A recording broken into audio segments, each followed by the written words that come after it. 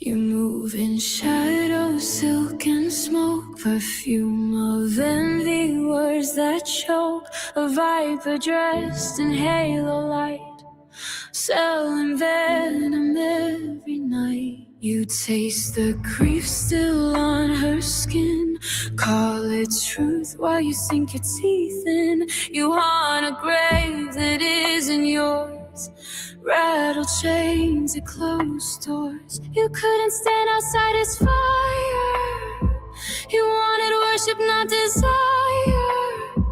Now all that's left is ash and name, so you play God with borrowed flame.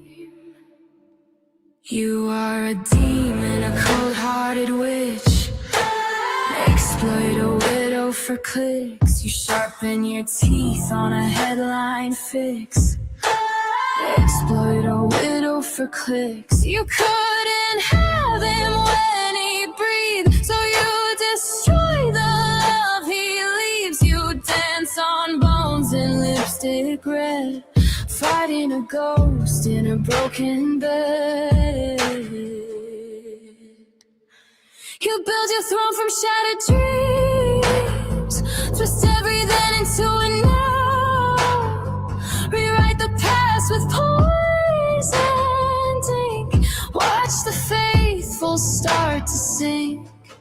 You wanted to be the chosen one, crown of fire, the only sun, but you were orbit, never star, so you wage war from afar. Obsession dressed as righteousness, jealousy in a black silk blouse. You call it justice, call it proof, but it's hunger clawing at the roof. You are a demon, a cold-hearted witch, exploit a widow for clicks. You trade in sorrow, stitch by stitch, exploit a widow for clicks. You couldn't break him when he stood, so you desecrate what's good. You whisper lies in candlelight, pray for chaos every night. Did you think the grave would answer you? Did you think the silence would crown you? You scream at a headstone, begging it to speak, but the earth stays loyal to the meek. Love doesn't rot the way you do. It doesn't fade when cut into. It lives in eyes you can't erase, in every line of her face. You are a demon, a cold-hearted witch, exploit a widow for clicks, feeding your fame with a funeral pitch, exploit a widow for clicks. You couldn't have him in the light, so you drag his memory through the night. The legacy burns where you can't reach, no curse you cast can bleach the truth you'll never stitch.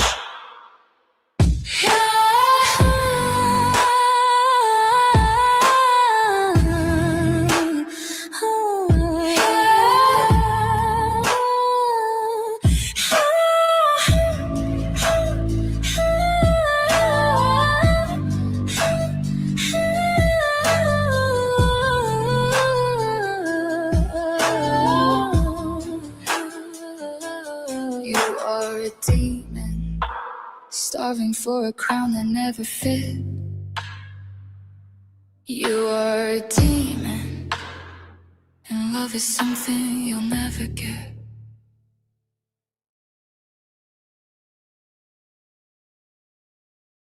If third-party trackers acted like real people, we'd all think they're pretty weird, following you around. Okay, can you hear me now? You should be able to. Oh, I checked the mic. It said it was working. It says it's working, so let me know if you can hear me. Okay. Good. All right, so we're doing the Andrew Candace debate that everybody's talking about. And Gary did Paramount Tactical, did an X space.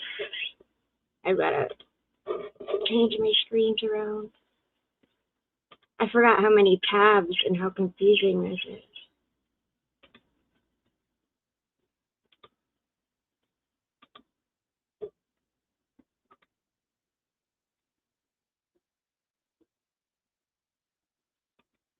There we go. Okay. I found a place where I was listening to it, and there are two people from Andrew's team.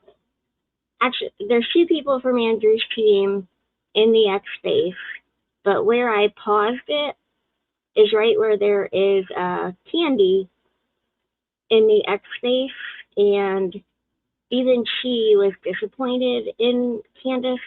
So I thought that would be interesting to listen to. So we are going to start the X space there, and hopefully I checked it and I could hear it. Hopefully y'all can hear it.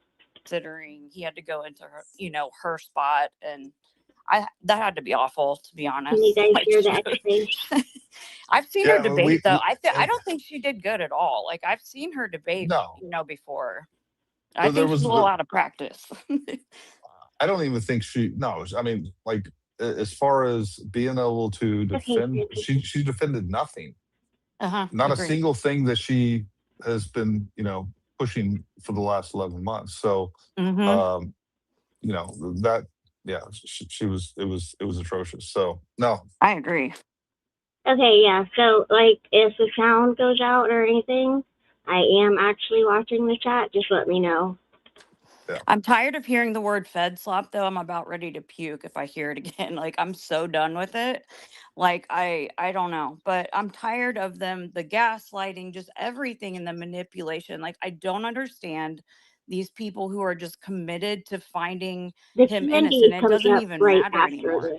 Like, they are so committed to their delusions and to their whole, like.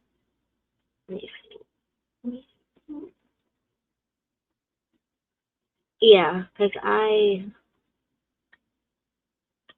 And then his team pulled up a video of her saying that pissed her off too. You could tell a few times she was rattled, and I appreciated that because the other one was when she got proven wrong on the text message of when he talks about, no, seriously guys, it was me. You can see me on the UVU footage. Yeah, and she didn't know that, or she clearly just skipped over it because that's not a part of her storytelling that she does. Like there was a couple of good moments I was very impressed by. I could also tell like PBD was in way over his head. You can tell he hasn't heard half of this shit. And he's like, huh? Basically, I think he was like dumbfounded a lot of times when you would. I don't think it's going to bother any of you guys, but not all of the language is exactly YouTube friendly. Look at his face. Like, no, he does that. He does that intentionally. He's very good. Okay. Very good. Yeah. But I feel like, even like Megyn Kelly. Okay, they're babbling. I think the Candy is a few minutes up, so I'm going to skip ahead. Because this is like a 3-hour live space. Or X space, I mean. That wants to see TPUSA go on. Yeah, that's her. Okay, Anya. And just, so she said twice as much, but she said twice as many words, but so now I show him all the memes. He thinks this is the best thing ever. It is pretty funny. I appreciate all of their advertisement for me. Where were we? I think we're at Agent B's. You good? Yeah, I'm good. Thank you. Thanks for having me. Hey, folks, I'm going to start dropping some people down and get some other people up, so don't take that as an offense. You can come right back up. But I think the Wonkas was next, and then Anya. We want Anya. The Wonkas. Go Wonkas. Oh, God. That was the guy who, like, babbled. All right, Anya, go ahead. Okay, here we go. Hi, is my audio okay? Yeah, sounds great. Okay. You have the voice of an angel. Does Oh, she? well. Thank you for allowing me to speak, first of all. I am a Candace cultist, and but I was very disappointed today. Um, Great. I'm glad to hear from you. Tell me what you were disappointed about. I was expecting her to bring just one piece of evidence that she didn't already like show on her podcast. Just one. That's all. I thought she had something that she was saving for. I hear that a lot. I hear that she's playing 4, 5, or 6 dimensional chess, and she's going to bring out some sort of evidence. Let me ask you this: what do you think? What is like the top 3 most compelling pieces of evidence that she's presented so far in your Okay, mind? all right. So I'm not like a far gone cultist. Mhm. Um, I like Candice, but I know that like a lot of her stuff is BS. But I still like her. So I guess that makes me kind of a cultist. I don't know.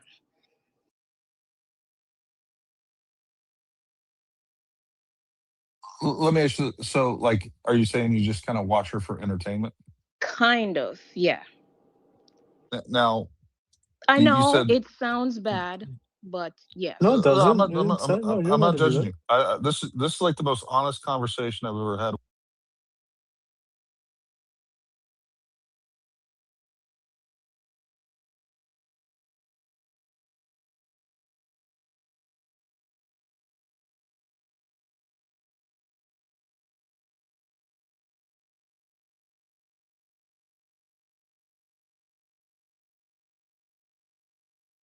with a cultist. So, you are redeemable. Like you can be brought back into the non-retarded. Thank you, Juju. I need to not mute myself because I forget to unmute myself. All I was saying is that I, if she's a candy, and look at how, warmly they welcomed her. If one of us goes to their X spaces, we're not going to get as warm of a welcome. That was all I said. What was is it just a video? It's their little meme. Candy I cult guess that's it. person I've Thank you ever. guys. Post the video and be like, "This is I have awesome, no guys. problem with Now me. I That's lost it. my You should spot. be like, guys, go vote for me. I want to win." So, I mean, probably 4 months ago, I showed my 16-year-old. I was like, "Look at this AI video these clowns made of This me." part's He's like, funny "Holy though. crap!" He's like, "They made that about you?" I was like, "Yeah." And I was like, "Oh, you should see all the memes they make about me." He's like, "Dad, that's kind of a flex." Like, I was like, so now I show him all the memes. He thinks this is the best thing ever. It is pretty funny. I appreciate all of their advertisement for me. Where were we? Where were we? I think we're at Agent Okay, B's. so we're kind of You starting good? all over with Yeah, I'm Anya good. Thank again you. because Thanks I for Awesome, having me. screwed awesome. up.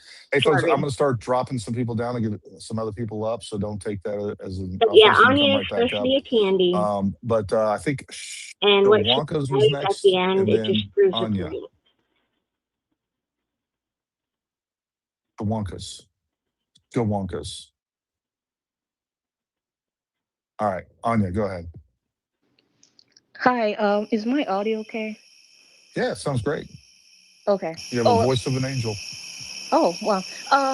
Thank you for allowing me to speak, first of all. I am a Candace cultist, Oh, and but I was very disappointed today. Um, Great. I'm glad to hear from you. actually, right now we are listening to an actual candy. Tell me what you were disappointed about. I was expecting her to bring just one piece of evidence that she didn't already like show on her podcast. Just one. That's all. I thought she had something that she was saving for. I hear that a lot. I hear that she's playing 4, 5, or 6 dimensional chess, and she's going to bring out some sort of evidence. Let me ask you this: what do you think? What is like the top three most compelling pieces of evidence that she's presented so far in your Okay, mind? all right. So I'm not like a far gone cultist. Mhm. Um, I like Candace, but I know that like a lot of her stuff is BS. But I Hey, still like her. wait, excuse me. My channel is not a new Candace channel. I started the X Files in 2024, and I did not make my channel just for Candace, just for the record. So I guess that makes me kind of a cultist. I don't know.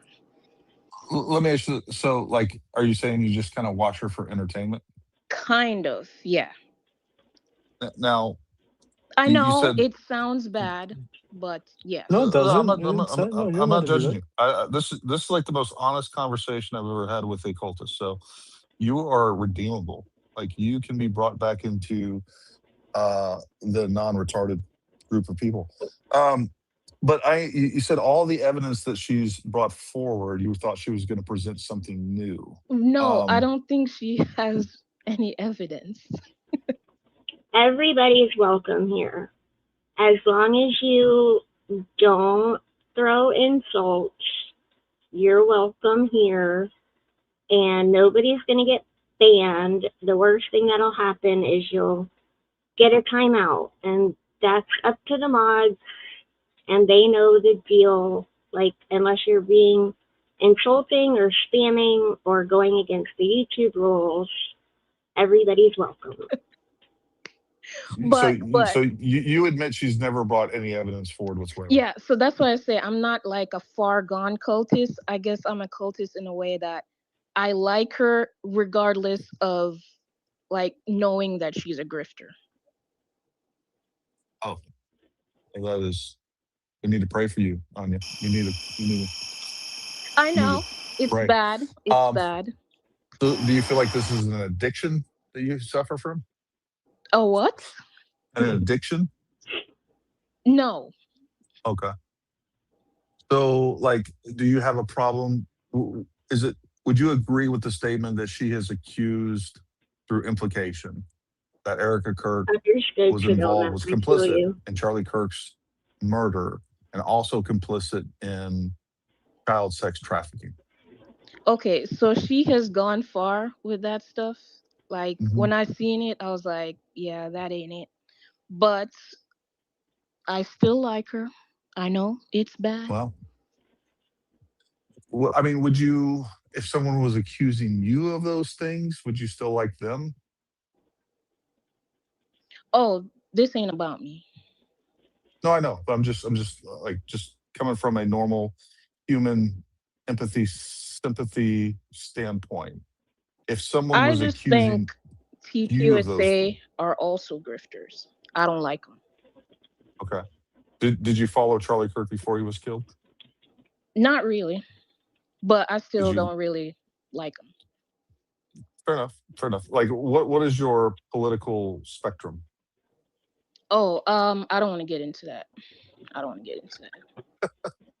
Well, did you vote for Donald Trump? Negative. Fair enough. So you would like to see TPUSA go away? Yes. Got it. Oh, look, again, you're the most honest, candy, I cult guess that's it. person I've Thank you ever. guys. Thank you. Yeah, no, thank you. Great discussion. Very illuminating. Um, Linda, go ahead. Okay, I just wanted to play that part just to show that there was somebody who is a fan of Candace who was not thrilled with her debate. Oh my god, I can't talk. Performance and how nice they were to her. But in the end, did you catch that? How she would like to see TPUSA go away and how she did not vote for Trump, which is fine, whatever, because we're not getting like super political right this second. But basically, she was a leftist, or she is a leftist. So she never liked Charlie Kirk and she never liked Turning Point in the first place. So of course it's not going to bother her that Candace is like trying to tear down Turning Point. And that was like my main point in showing her. It's right after this that we get to hear from the two guys who were actually there at the debate with Andrew, and we get some behind the scenes info. So I'm going to go ahead and Go ahead. I think I skipped you anyhow, Linda. I'm sorry. I love No, you, it's Linda. okay. I don't I mean, remember what Hi. Linda said. No problem. I just wanted to come up to tell you there is a word count, and I put it up in your nest. I had Oh, also sweet. sent it to Oh, you. yeah, word count. Yeah, so it's really interesting. And even though If anybody doesn't know, the word count is like 24,000 words, Candace, to 12,000 words of Andrew. It's something like that. Candace had over 10,000 more words. Almost double. Almost exactly double. Yep.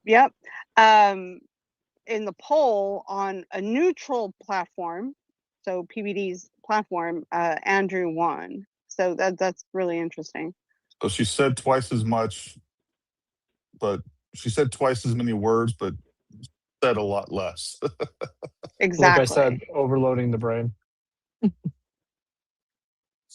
Yeah. Oh. And then the last thing I'll say before dropping down is okay. So I will give him a B minus. So it's interesting that you said that too, because I had already been thinking B minus, because I think there was several opportunities that he missed to prove everything that she's been saying wrong. And one of them was the fact that they have had the cell phone, the downloaded data from Tyler Robinson's cell phone since March. And that's so important because they've relied heavily on saying that the text messages are fake or they could be fake, and the Discord messages and all of that would have been brought up at this hearing if that was true. What her, her excuses for dismissing those pieces of evidence that are so intricate to proving his guilt. The steakhouse receipt was brought up, though. Did you guys hear that part? Yeah, but so that was the other thing. Yeah. She said that his name was on that receipt, and they could have fact checked that, and that didn't happen. That was another huge missed opportunity. So it was really the fact checking her and then really, clamping down on it that I was disappointed. It's about, when I checked the timestamp, it was about 9 minutes when the behind the scenes talk started. Do you guys want to jump to that, or do you want to stick with? Do you want to hear what Linda about the steakhouse receipt?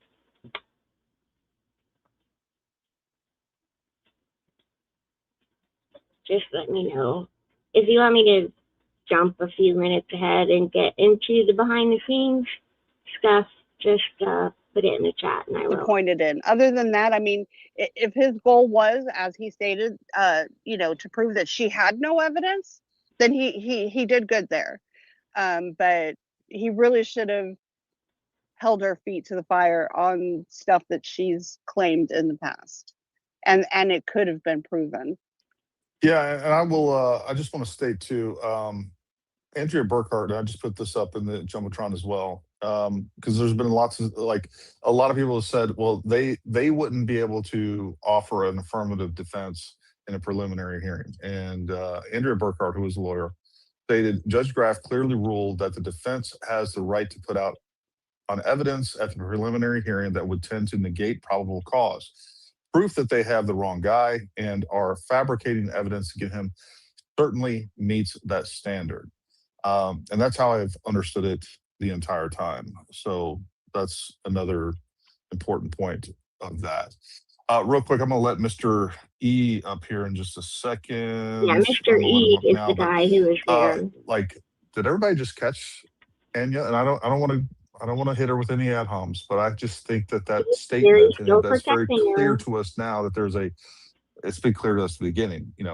Anya was somebody that did not like Charlie Kirk, that wants to see TPUSA gone, that is clearly a leftist, and just engaging in this for entertainment value only. I think that was pretty profound, and I just appreciate the honesty of her coming up here and talking about it. Yeah, my mom worked as a bookkeeper with credit cards, and I asked her as well. And as the owner of the merchant account, the owner of the restaurant definitely could have called and got the name for that receipt. And if it didn't match Tyler Robinson, then it didn't. And that's what the owner is saying, that that receipt is not Tyler's. So just Real quick, we got Mr. E. Mr. E, how'd it go today? What was your thoughts? Hey, hold on. Let me get out of the elevator. Don't ever jump on here while you're in the and middle he's of an elevator. drunk, Ever so again. it's My kind of God. Yeah, they're funny. playing some terrible pop music. It's fucking horrible. Are you guys still in Nashville? Yep. Staying here tonight. We're flying out tomorrow. Back to Okay. Texas. Nice. All right, so I'll just tell I you, wanted to.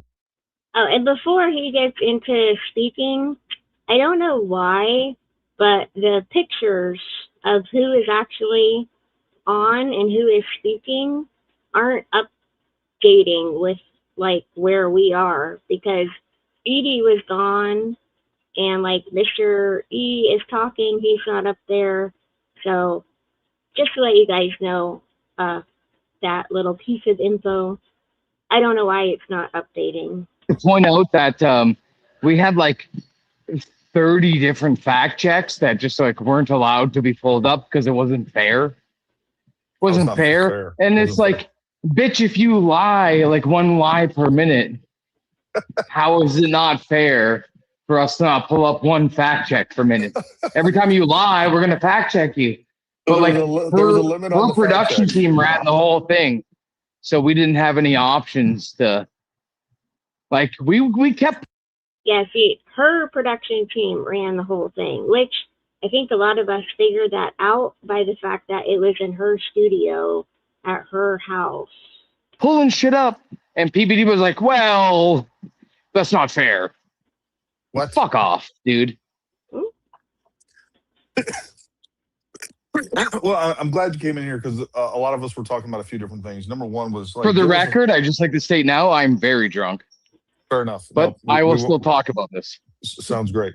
I love that. Matter of fact, every time you come to my space, we talk about facts. Please be drunk. So give us a sense of like what was going on with like what. First and foremost, it was their production. Why was there like an hour delay? What else was going on within the like you got to understand that they had to set up like stream keys on 3 different channels. So the delay, which wasn't an hour, it was only 30 minutes, or like not even actually, it was 25 minutes, is not too bad. Considering they told us we like couldn't show up till 9:30. We had 30 minutes to like go in, get screened by security, and then talk to their producers, get set up all of our physical equipment, then get stream keys and blah, blah, blah, blah, blah. Right? Like, to be honest, a lot of the delay was me. I was like, we want to stream to Kick. They're going to fucking pay us top rate to fucking stream on Kick, but it wouldn't connect. So we're like, fuck it, run it. We're going to run it on YouTube and Rumble only. So it wasn't like a nefarious thing that and I'll be honest, they were very hospitable. Once we got there, very friendly. All of the like huntiness that was in the emails disappeared. And yeah, they were very, like I said, very hospitable, very friendly. So it's good. Good. What was I'm sure you and Andrew had some sort of discussion afterward. Like, what was his take on his overall performance? I'll tell you, I've been asking people to give grades. 7 out of 10.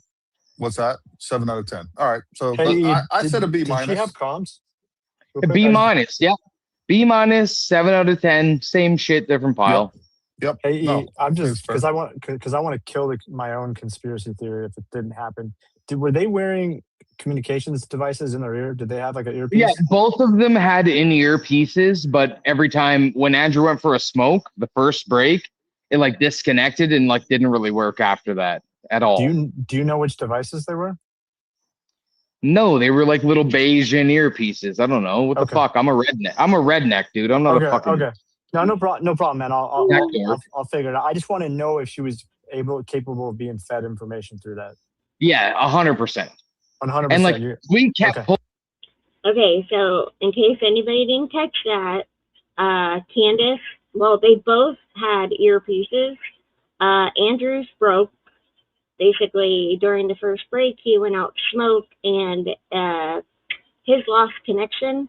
So after the first break, Andrew basically didn't have an earpiece, but Candace did have an earpiece the entire time. And she had somebody in a secret place feeding her information, which that's going to come up in a little bit. These guys were in the room with Candace's team doing the fact checking, and whoever was feeding Candace her information was not in the room with them. So they have no idea what information she was being fed. But that'll be, somebody else is going to back me up. Because I got it from them, the guy who was there. pulling shit up on the screen. So basically it's three chairs, her, PBD, and Andrew, and there was a big, like, let's say 40-inch TV in front of the three of them where we would pull up our fact checks on. And if you notice the part in the debate where PBD was like, all right, well, I mean, that's a bit much, or whatever. Like that was because we were like trying to fact check her. But when you lie like 1 minute per lie, it's like not fair that we fact check you. But like, well, maybe just don't lie as much. You know what I mean? Maybe stop lying like one lie per minute, and then we won't have to fact check you so often. That question during when he kept asking her about the seven charges. I think she was delaying. Like I can't prove it. Okay, that's but right. I think she was delaying because somebody was feeding it to her in her ear. Okay, that's what I thought too. But I had no way to confirm it, and we don't have any way to confirm it. But that's what I don't have any way to confirm it either. Yeah, so it's just theory. Okay, I appreciate it, man. Thank you. Whoever was feeding her shit in her ear was not in the control room with us. I can say that for sure, because not one time did they say something in the control room that made it to her ear. They were running the stream, they're pulling shit up on the TV, yada yada yada. You know what I mean? So, Mystery. What else should we know? What else was going on behind the scenes that nobody else know? Give me some exclusive content here. Well, nothing. I'm going to be honest. Like maybe we might like release the emails of the negotiation, which were super cunty. But like, I mean, you know how she like does this like woman prattle bullshit in person where she's like fucking blah blah blah blah blah. Same way in emails. Right? Exact same way in emails. Diarrhea of the mouth. And just like, well, if you want to cross-examine me, then you need to pass the bar and join Bridget McCron's defense team or whatever the fuck. Like, shut up, bitch. Like, this is not cross-examination is part of a fucking normal debate of like the Douglas Lincoln debates, MD debates, like formal and informal debates. Cross-examination is a normal part. So she was totally over the fucking top, passive aggressive, and fucking just like cunty. I don't know how else to say it in the email. It's a sign of insecurity, guys. I mean, that's all it is, really. But for the record, as soon as we got there, everybody's super friendly, super accommodating, water and food and all. Like, you know what I mean? Like, they were very, very polite in person, and I'll give them credit for that. Like, it was a pleasant experience to be there. Oh, that's good. That's good. Oh, that's good. Good intel. Can I ask a question? Was Fort Huachuca and the Egyptian planes off the table? Were those non-touchable items? Because those weren't even No, they weren't. They weren't off the table. Andrew just had like a list of like things. The guy talking now, GGB, the guy who's drunk and has been talking, he was with Andrew at the debate. He was in the room, like doing the fact checking. So that's the guy who is giving us the behind the scenes of like what was really going down during the debate with the fact checking and stuff. Is that who you're talking about? His name is like Mr. Enigmatic. Enigmatic. I think it's Enigmatic. Ah, okay, gotcha. He'll be talking again. Things he wanted to go through that were like more important to least important, and we didn't get an opportunity to touch half of them. Was there Like anything? we did 4 topics days of that were? prep, right? No, nothing was off the table Yeah, for topics. yeah. He That's chose which topics he wanted to discuss. The only thing that was kind of like made a fuss about was like the cross-examination portion, and like she obviously had like no idea like how debates work, and like what like that cross-examination is a normal part of debate. You can even hear it in the thing. Well, if you want to depose me, then she even said it in debate. You need to pass the bar and join Bridget McConn's defense team, which is, well, I mean, like I'm trying to be courteous, but fucking retarded. Like, All right. Who else has questions for Mystery while we got him? Yeah, see, Bronson has Anybody a with a speaker, Any and questions? he like fell asleep Bronson, or do you have no something. questions? Really? I had requested Chris, a mic. go ahead. Never got one. Bronson's ask me gotta a have question. questions. He's gotta have questions for Mystery. I see 3 hands up. I see Linda and Teresa and Henry. Nothing from Bronson. Henry, go ahead. do. No. Who's I do? Whoever that is, speak. Send it. That was, but I didn't know if you wanted me to. There's so Yeah. much stuff. Go ahead. So much. I need like 10 days. No, Anyway, not I this feel like lady. Candace Owens almost. This lady goes like off, and she says some stuff that YouTube really may not like. There's fucking claims.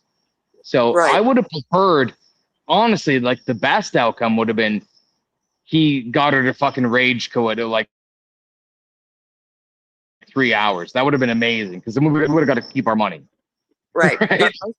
Most of what I see on her podcast, well, when I was like into it, is, you know, a lot of course, speculation, insinuation, reference, spin, almost dreams, whatever.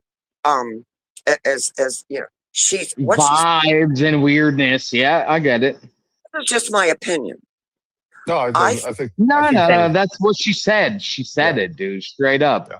She Yep, I had think no you're on fucking something. evidence. It was all vibes. It was all opinion. It was all feelings. What I don't get is why the country. Fuck. Never mind. I'm gonna shut up. No, look, real quick. No, see, I can be polite and not hold on, mind. real quick. I will. Hold on, real quick. pretend like Everybody hush. I need everyone. I'm meeting everyone.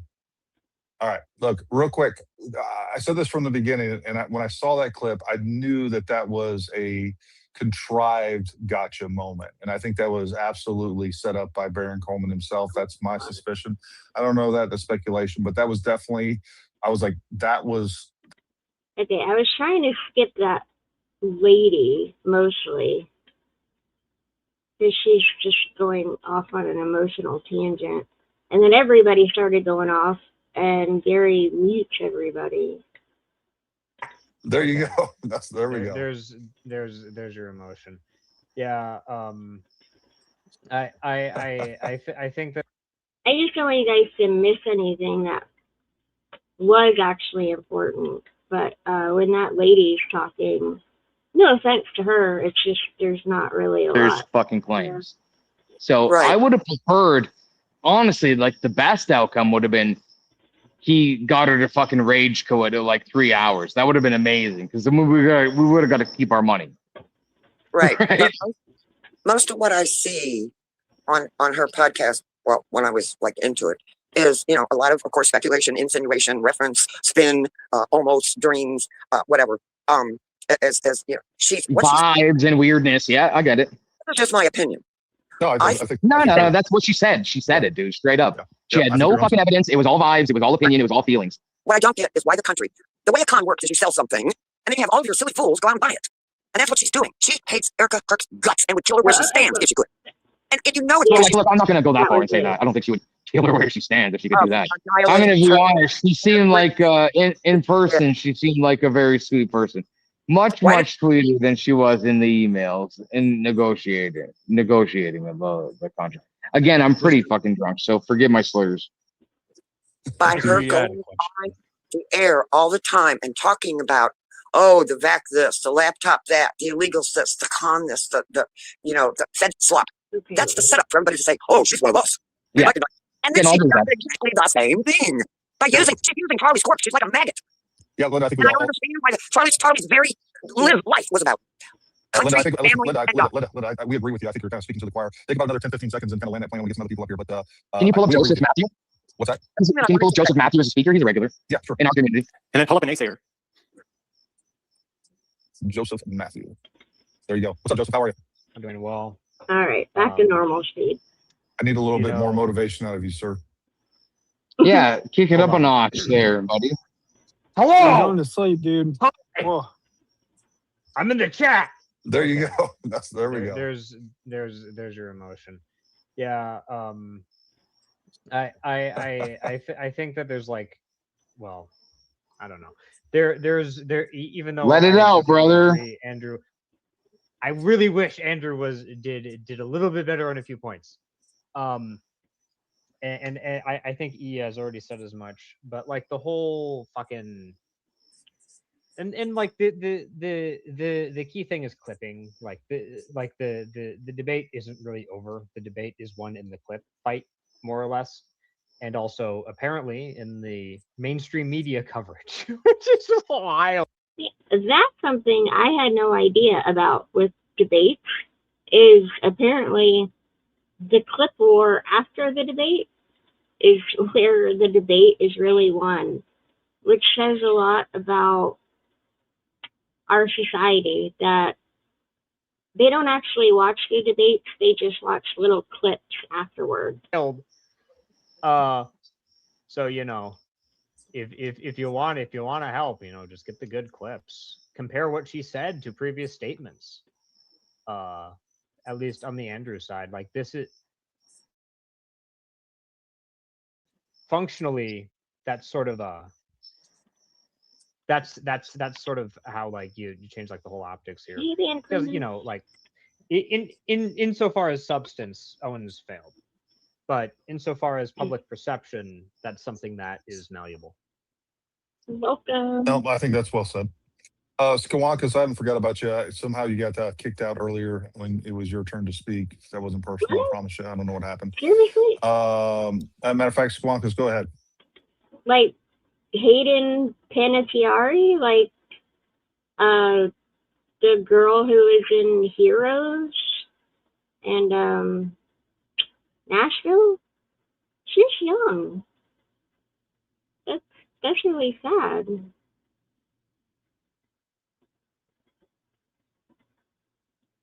Yeah, that's sad. Well, God bless her family, and we're sending prayers to her family and her loved ones. I mean, I would imagine she probably had children. They're probably not very old. That's really sad. Oh, thank you. Yeah, I've never used the app on my phone. I've always done desktop. So you can decide what level of the spectrum I am based on. Oh God, this guy, I promise you, you get nothing from this guy. Look, I don't want to end up skipping too far ahead, but he ends up going off about Peanut the squirrel and Things that I had on the way. And most people on the other side, when I try to talk about this, they were sort of non-cooperative and they just don't understand video tech. And then I wanted to ask you, Gary, and I wanted to ask on Uncle Tom's the other night, and he didn't let me ask Darren, is they did bring in a video forensics expert during trial during Rittenhouse, where they were using pinch to zoom and they had a lot of sidebars with the judge, and both the defense and prosecutors brought that in. And I think they both had a little bit of advantages to their, and I just wanted to see, when you argued with Blake about that yesterday, do you think that's going to happen and should it happen? A video forensic expert? Blake's such a fucking faggot, dude. I don't agree with Blake. I don't agree with his theory. I don't agree with drones. I don't agree with lasers, fake blood, holograms. What else? I don't believe with the palm pistol. The only thing at one point, Gary, you did say that there was a kinetic energy and some sort of projectile that. Yeah, but what happens when the bullet hits a neck? Bullets disperse air. And like, Yeah, is it yeah. I'm not going possible to that it pretend to can be go under the holistic. collar of Hey, the shirt? hold on. Look, again, I don't like the popcorn thing. We're gonna take this one at a time. Finish Sorry, up your man. question. Oh Sorry no. about that. No, I guess that was it. Is like, Cricket. that's okay. I don't mind. It's a heated topic. Oh, and I didn't think, Gary, the ecological crime was one of the most fascinating paint dries I have ever watched in my entire life. I'm gonna glaze you on that. It was literally fucking I believe in hilarious. vampires. It was beautiful, and I did a spaces with him. And I'll admit that, werewolves. talking And about just the Bigfoot. video stuff, and he kept trying to He pin me down. prays to moon rocks. He's Like bald, seriously. and you Yeah. should never listen to a word he says. Yeah. Well, he tried to, irony is he tried to pin me down, and I kept going, I don't want to be one of those guys coming into their spaces. And they kept, it was beautiful. And I did a spaces with him. I'll admit that, talking about just the video stuff. And he kept trying to pin me down. He prays to moon rocks. He's bald, and you know, they can kind of confirm those things. They haven't made that defense. And just like I read earlier, what I was talking about with what Andrea Burkhart, it's up in the Jumbotron, you know, if they would have had a defense that would have sidestepped probable cause, like it's not him or he has an alibi or Good luck, all these Anna. other things that are Get going it. on that they're claiming, they would have presented that at the probable cause hearing, but they didn't. So, you know, if Yeah, I understand that. I have to read the aggravated, Holy that, crap, you know, he's because still the briefing that talking? I I was thought going he to call was on the Stir the hypocrisy of beef. some of. I'm not complaining about Good, because who's you in have no right office. to. Oh Lord. That was one of the biggest stories. You could call it the October surprise, if you Oh, will. But there were that's literally Peanut the people squirrel. foolishly Shut up. and oh, well, you won't be laughing when his court case gets dismissed in both of them. I'll check back on that Like, and see Peanut when people are like, ah ha court ha. case is gonna And it's I don't like, think you're anybody will supporting. even see the case because we don't know what the fuck you're talking about. Yeah. I Well, think well, this is Midgrade when he did, finally- SK Double Up did, Green Bay, what was it? Green Beret Nap Time, all those people, I'm vote for sorry. Peanut, vote for I'm sorry Peanut. for the squirrel, What? man. I Vote apologize. for Peanut. Bronson finally well, like came back to I life. prefer All right, Look, I guess look. you guys don't get it. I Hold prefer on. Jim. That's Everybody okay. just stop the freaking peanut gallery. Look, And this the is like fact of the I had matter my hand up is for like an like hour we and all a need to half. be holding each other accountable for false narratives. And Or if not there my isn't hand evidence up. I behind was it, or requesting a we see mic that there's political for like agendas almost behind 2 narratives, hours and I like we never need to be got one. skeptical of those. And I think this is a very serious topic, and it's, you know, it's fine to kind of brush this off as like Peanut the squirrel, who cares? But I mean, it's these. Yeah, I don't know if you remember Juju, but it was like in 2024 in New York, and these people had a pet squirrel named Peanut, and they claimed that, you know, basically animal control or like the government entities came in and took Peanut and put Peanut to sleep, which I think ended up all being a big hoax. I remember putting up a post like, you know, like go Peanut or like RIP Peanut or whatever, because at the time I thought the story was true and like that their pet squirrel had gotten taken and put to sleep, which that's horrible. But I think it ended up being like a big hoax, and this guy is like was just trying to make it like a big deal, like, oh, some of the people in your group, you know, actually fell for the Peanut thing. Well, why wouldn't we? If somebody's coming out online, just normal people, and they come out and say, the government took my pet squirrel and put it to sleep because technically it's illegal to have squirrels as pets, why wouldn't we believe them? You know? So that's what he was talking about. And I don't think anybody actually voted for Trump just based on the Peanut thing. I think the Peanut thing, I never followed it all the way through, but I think it was probably just those people just looking for online revenue. These little things that end up being weaponized, and it turns that goes from that to Candace Owens. Again, I don't know the facts of the case. I don't know how many I agree with you. parallels are there, but your point is valid, and that is we all need to be careful about this, and we need to hold each other accountable. We need to hold everybody accountable, and it's real simple. We don't go with anonymous sources, and we don't go with unverifiable information, and I think that solves a lot of these problems. Okay, may I just say thank you? And you're right obviously Charlie Kirk. It was awful. I watched it the day that it happened. I may not have been a fan of Charlie Kirk, but it's terrible, like awful. And you're right. That's a squirrel is way more important. It was just the hypocrisy. That's all I wanted to point out. No, fair enough. I mean, Okay, thanks for having me. Skywalkus, real quick. Can you hear me? Yeah. Sorry, I was glitching out, man. What were you saying about Cubs video? Oh, is this mid-gray? Yes. Oh, hey, thanks. I just wanted to say, thanks for doing the UVU review video, like analysis, because I really appreciate that when I look at that. And people are like saying they see stuff. I'm like, do you even know what quality of video you're looking at and if it's an original? Within the last 2 months, Mid's been doing this a long time, and so yeah, there's complete. I agree. So like Mid stuff is the stuff you want to. Yeah. To see if they had like an external board feed, because if you look at one of the speakers, it looks like there's a Sennheiser wireless mic attached there, which they could feed. I'm not sure either. Yes, I have no idea how Gary deals with all these people. I'm trying to get to the part, and Samurai was in there, he knows. Like the last hour, which is where we are, is where a lot of info, behind the scenes info gets dumped. We don't need dude about Peanut the squirrel. So they're very angry about it. We infiltrated it, and they're very pissed. Oh, here we go. This is good. They're talking in there. I mean, to see if they had like an external board feed, because if you look at one of the speakers, it looks like there's a Sennheiser wireless mic attached there, which they could feed. I'm not sure either that camera or the tent back behind. Yeah, but the camera would make more sense because you hear the guy say, "Hey, we can't get the feed. Go down there with the stick mic." I was just curious about that. That sort of in those. Ironically, I'm sort of disproving people in their own spaces without meaning to. Yeah, I've tried to. I've spent the whole not trying to waste your time with this content. And what the hell did it do? Oh Lord. I don't know what the X-Space just did. Give me a second.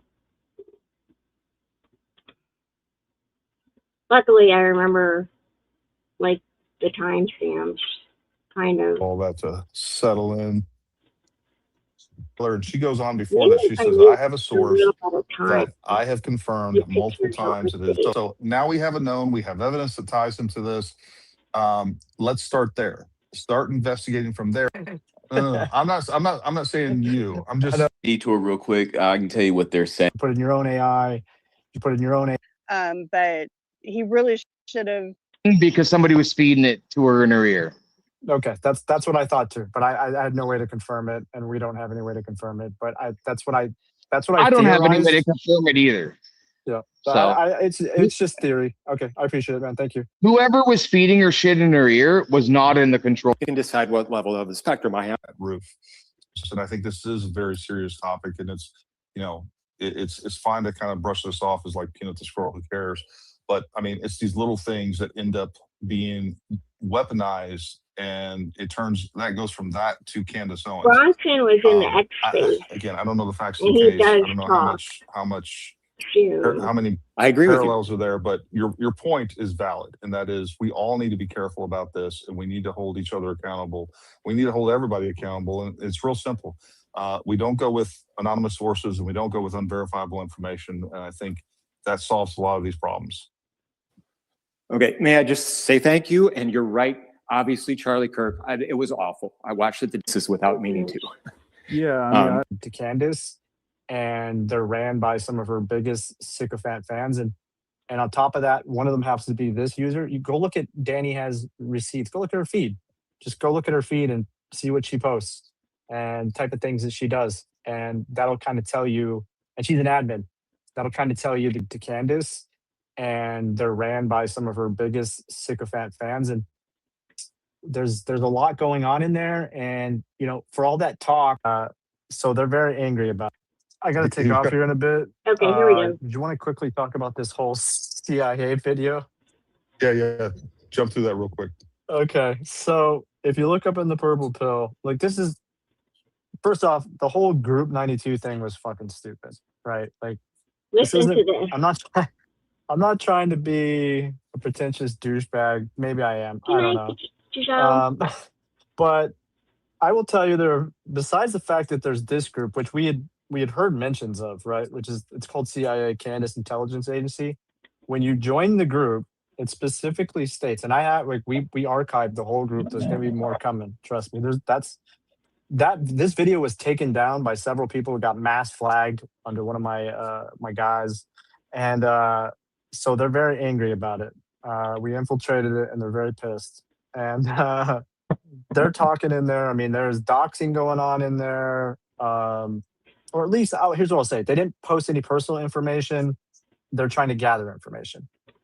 I was trying to get it to the part, but it's taking too long. There are 14,000 people in that group chat. That one that he's talking about, where you have to basically say that you do not like Erica Kirk and everything. 14,000. So let me correct the record on that. And I probably shouldn't have put it like that. Like I was trying to get this out fast. But they are discussing it. They're asking to get information on people. A lot of it, I will say, the majority of it, at least what I've seen so far, is a lot of posting and just kind of Candace love, posting videos of Barron, posting videos of Stu Peters, making fun of Gary. Then there's the memes. So there is a lot of that. Now there's several Candace groups. Like I'm in a book club, but they barely talk about books. It's mostly like anti-Semitic memes. I don't know. But this group specifically, we do have instances where we're going to be rolling out video, and I have to do it this way because until I put it up on the website, where I have to blur or put something up there because it showed these are real users. I mean, it's not like X where people are anonymous. These are real people. We know they're not, for the most part, not bots anyways. These are real human beings. And the irony is that there's 14,000 people in here? 14.3 thousand people in this private group. One of the admins happens to be a user. Danny has receipts. That's not her real name. So that's why I have her in here. That's why I showed her. It's not a real name. There's a lot going on in there. And, for all that talk, and this was trending all over X about Group 92, and then Candace comes out and she's talking about how, like basically Israeli assassins because of stealth, and it's just kind of there's this hypocrisy going on there because there's these large like groups dedicated to Candace, and they're ran by some of her biggest sycophant fans. And on top of that, one of them happens to be this user. You go look at Danny has receipts. Go look at her feed. Just go look at her feed and see what she posts and type of things that she does. And that'll kind of tell you, and she's an admin, that'll kind of tell you the kind of group that's being ran in there. So there's a huge, large hypocrisy. And also, I think I did mention, but if I didn't, it specifically says, and we do have the recording, I will put that in the next video. It specifically says when you join that you cannot, and I'm paraphrasing, I think that's why some people got mad when I said this, but it says that you cannot be pro Erica Kirk.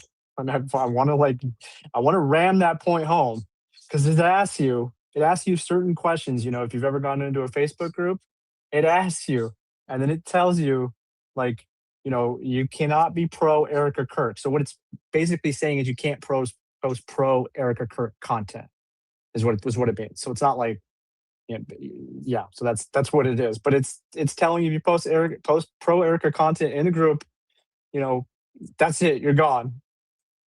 It's not, you post it, you're gone. It's a private Mr. E group. is back. You missed the context, Mr. E. Just hang tight. We got some questions for you. Hang tight. No, Sean, that's great. And you guys share that. Make sure you get that out. That's an important narrative that we counter. Yeah, because this is 14,000 people compared to their 92 alleged Israeli Mossad agents. This is super as far as I'm concerned. This is 14.3 thousand. CSIS. This is 14.3 thousand FSB officers, as far as I'm concerned. Okay, this is for Mother Russia. 14.3 thousand.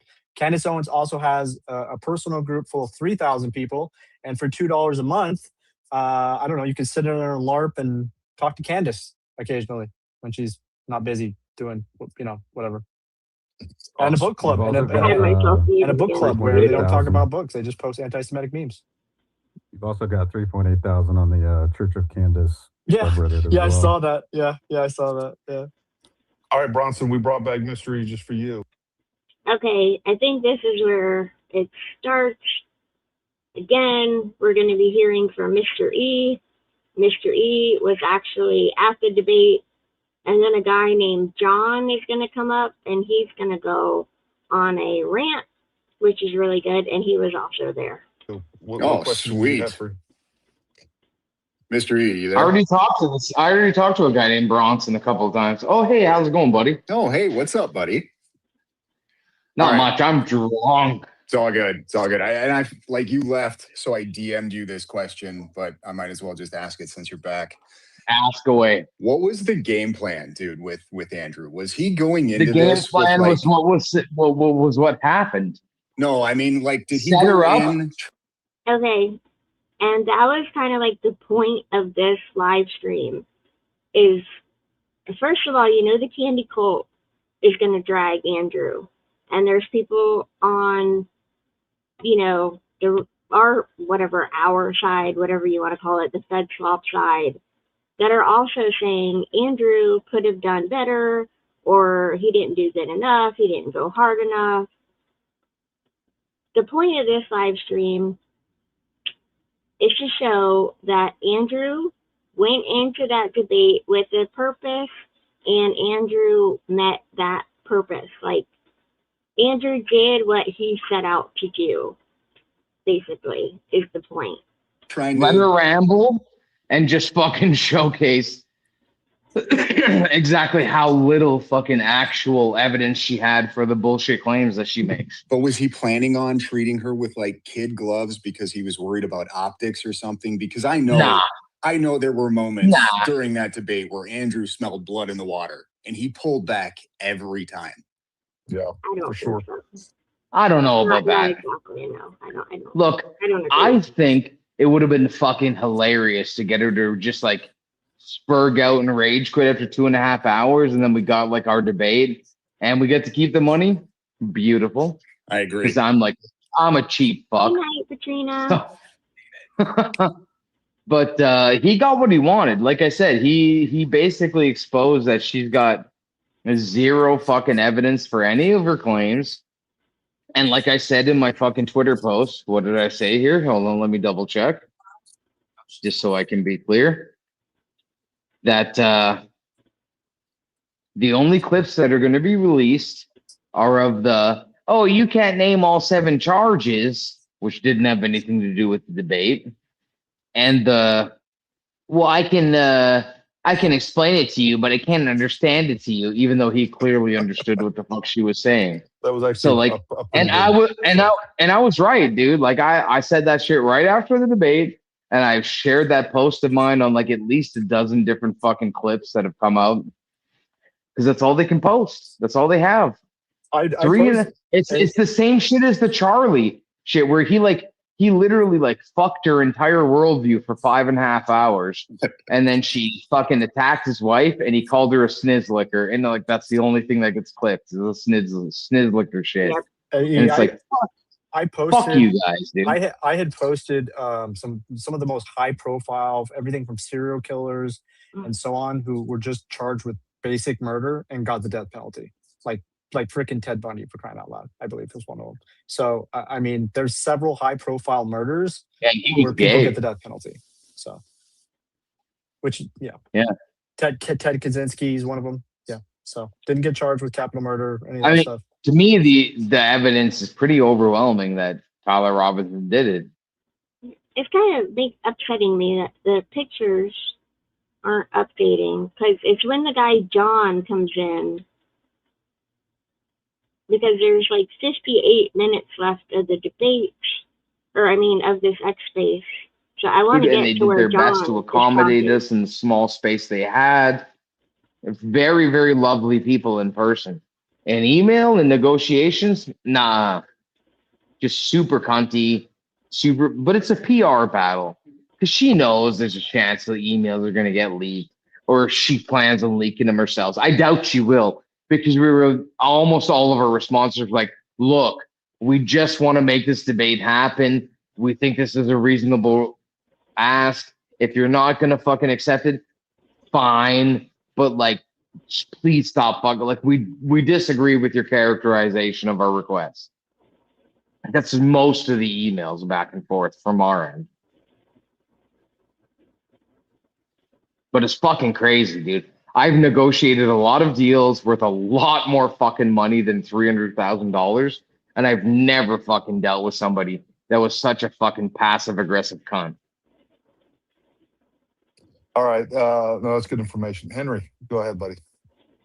Hey, Paramount. Thanks for having me up. Great space. I don't know if I was ever on your stage before, man. So thank you. This might be the first time.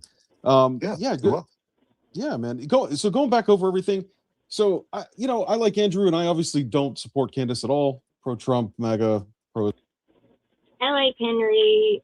He seemed like a very nice guy. Like I said, I'm trying to get to where John, the guy John who was there, we've been listening to Mr. E. But there comes a point where there's two of them, Mr. E and another Maybe that were aren't super there. opinionated one way or another, like you and I are, and a lot of the other people, like the Sure, they're important crowd, yeah. Yeah, and so I think because she filibustered and dominated the commentary and had something. She did not dominate the commentary. Let's not be fucking. We had a 2-to-1. We had a 2-to-1 word count per Linda a minute ago, and it felt like 80% more words doesn't mean like just it casually was like watching. 18,000 to 15,000 words. It was 24,000 to 12. But regardless, I think his overall argument, Mr. E, is that he just wished that the debate would have been moderated better. And I think you wanted Andrew to be meaner, and you wanted the fucking moderator to fucking cut her off when she's rambling. I did. Well, for sure. See, that's where I know I disagree. I think Andrew sufficiently made Candace look stupid. Like, I didn't get to say it in the X space, which is fine. But I think Andrew sufficiently made her look dumb. She couldn't connect the dots. In the very beginning, she was talking about degraded fingerprints, and then somehow it got melded into degraded DNA. So I'm not even sure which one she was talking about. I think it was actually the DNA. And Andrew said, okay, how do you get from degraded DNA fingerprints to Patsy?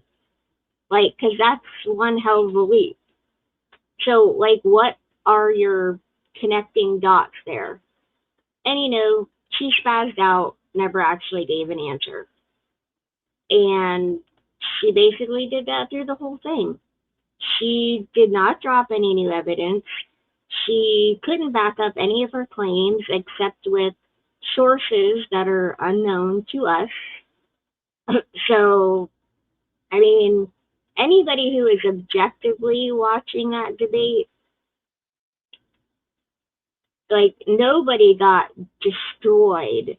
And if you had to say, like, who won, it would be Andrew. Andrew definitely won. Like, the people saying that Candace destroyed Andrew are just being disingenuous. And I don't think that Andrew totally destroyed Candace either, but he did definitely win the debate. And that's my opinion.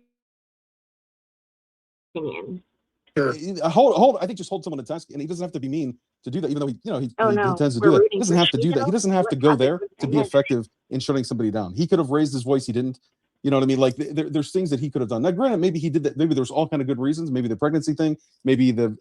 I'm going to say hindsight is 2020. Well, may I offer? But he's done this 1,000 times. What do you mean hindsight is 2020? Come on. May I offer a different? It's Rob. I'm sorry. Was I calling him John? Okay, this is the guy, the other guy who is there, and he says a lot of cool stuff.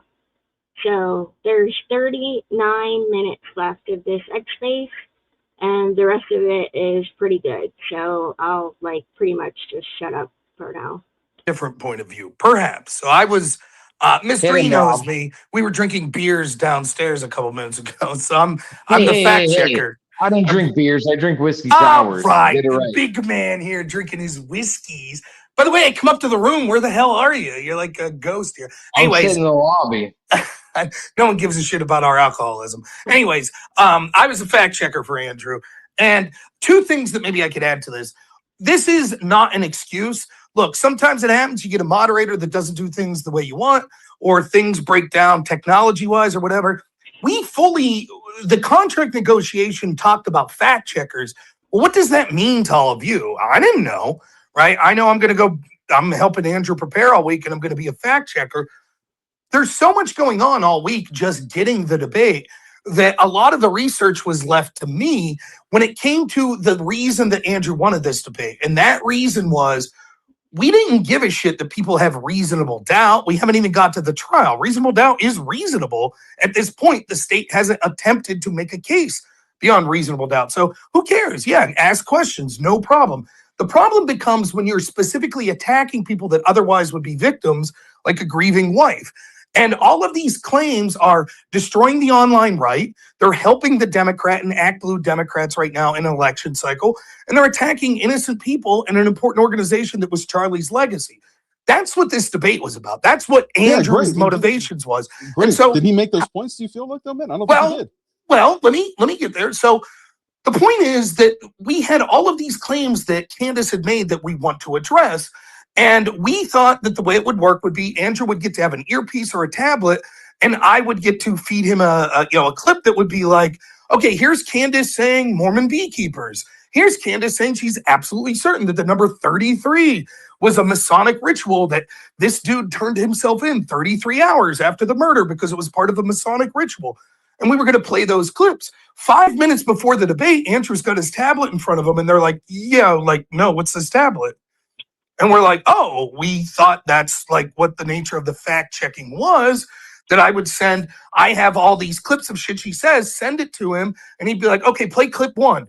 Instead, what it was that we had to go through the moderator, Patrick Bet David, and a lot of the clips that I was sending end up not being put forth. And I'm like very aggressive in the background, like, hey, play this clip, play this clip, play this clip. But let me say this to defend. He was governing. This is, guys, to each his own. This is my impression as a casual observer. He was governing to maximize content. Period. I don't disagree. That was his stick. Look, I'm very disappointed terrible. that Patrick Bet David shared the same post that all the other fucking retards did, which like, wait. Let me defend. But I like him. Let me defend PBD for a minute, right? Look, I like him. I have a lot of respect I love for him the too, guy. but he fucked up. I just wish he would have been a little more fucking. There's a nice man. I won't say his first name. I didn't get his last name. Who was Candace's fact checker?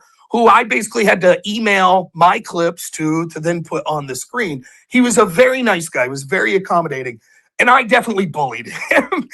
I'm like, play this clip now. Send this, send this, send this. I was very polite about it, but I was. And to be fair, Candace wasn't debating me.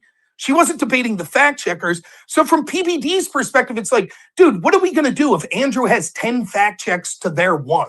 Now, that's because Candace was saying 10 times the bullshit of Andrew, in my opinion. But from the moderator's perspective, I get it. It can't just be like, and Andrew's team has another clip, and Andrew's team has another clip. So that's number 1. But if you do that, listen, real quick, 2 points on that. 1, if you do that a handful of times, she's probably going to have to start adjusting her tact. That's number 1. She didn't, but we did it a handful of times, and she didn't. And let me give you a metaphor. The same thing can happen, and this is where I could see it both ways for PBD. PBD probably, first of all, I don't know that he's really super. I mean, I know he's done a lot of these, but not as much as Andrew has debated, right? Well, in terms of moderating. But he's kind of real quick, man. I think he was. I don't know if if just trying to maximize content, PBD, or if he was like trying to be one of these kind of. Let's not speculate. Let's just stick to what happened. Well, that's the whole space, bro. So we're trying to analyze and break down and give opinions. So the other thing is was he trying to do what the other? And I don't know who the other guy was just talking. Not Yui, the other guy, but like, was he trying to run this kind of like a referee, like an NFL or NBA referee, where he didn't want the There's outcome? no communication between us and PBD. Only us and it doesn't matter. I'm not saying no. I was communicating with PBD. I was. No. Yeah, but what I'm saying is, did he not want to be the reason for one outcome in one direction or another? Maybe that was part of his thinking. I don't know.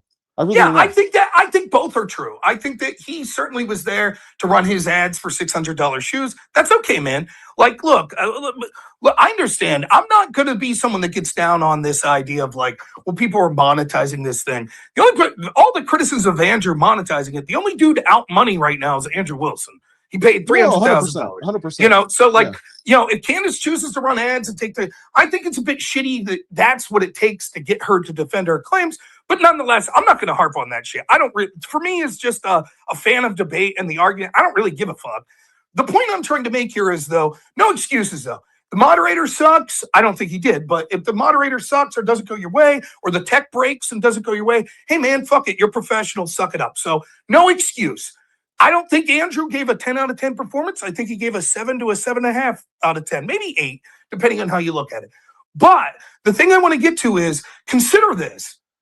I think that part of what Andrew did, and I talked about him afterwards, was once it was evident what was going to happen and it was going to be filibuster and it was going to be very difficult to get to her claims, he just wanted to get through the state's case.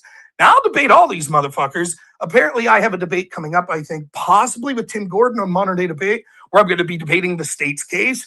We're prepared to defend the state's case holistically. Andrew defended the state's case.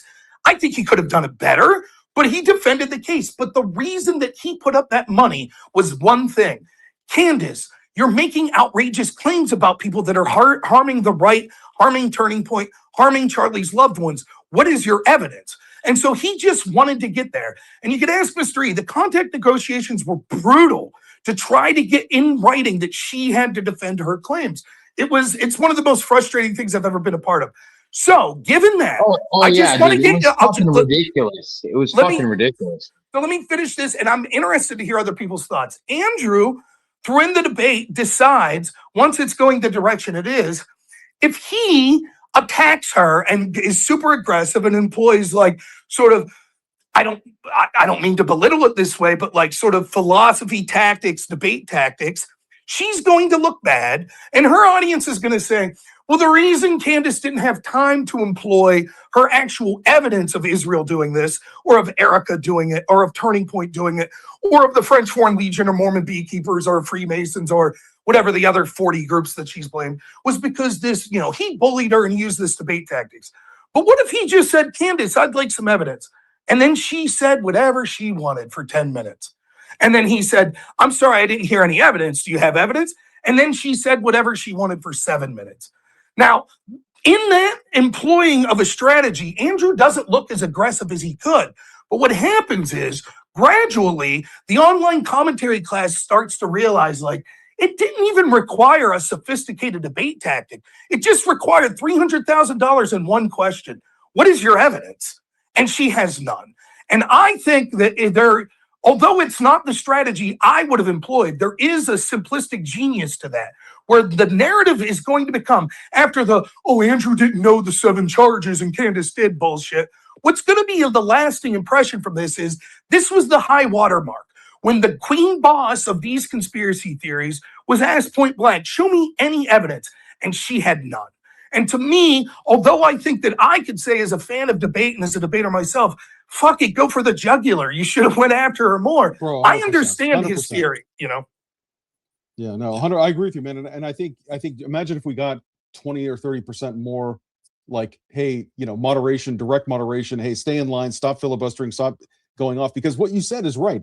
She would have complained she didn't have enough time, but what are we dealing with? He didn't have time to barely get through his list of topics.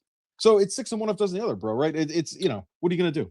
Yeah, look, at the end of the day, what we have is a lot of Monday morning quarterbacking. And just like I said at the beginning of this, look, it's not really Monday morning quarterbacking. Both of us were there, right?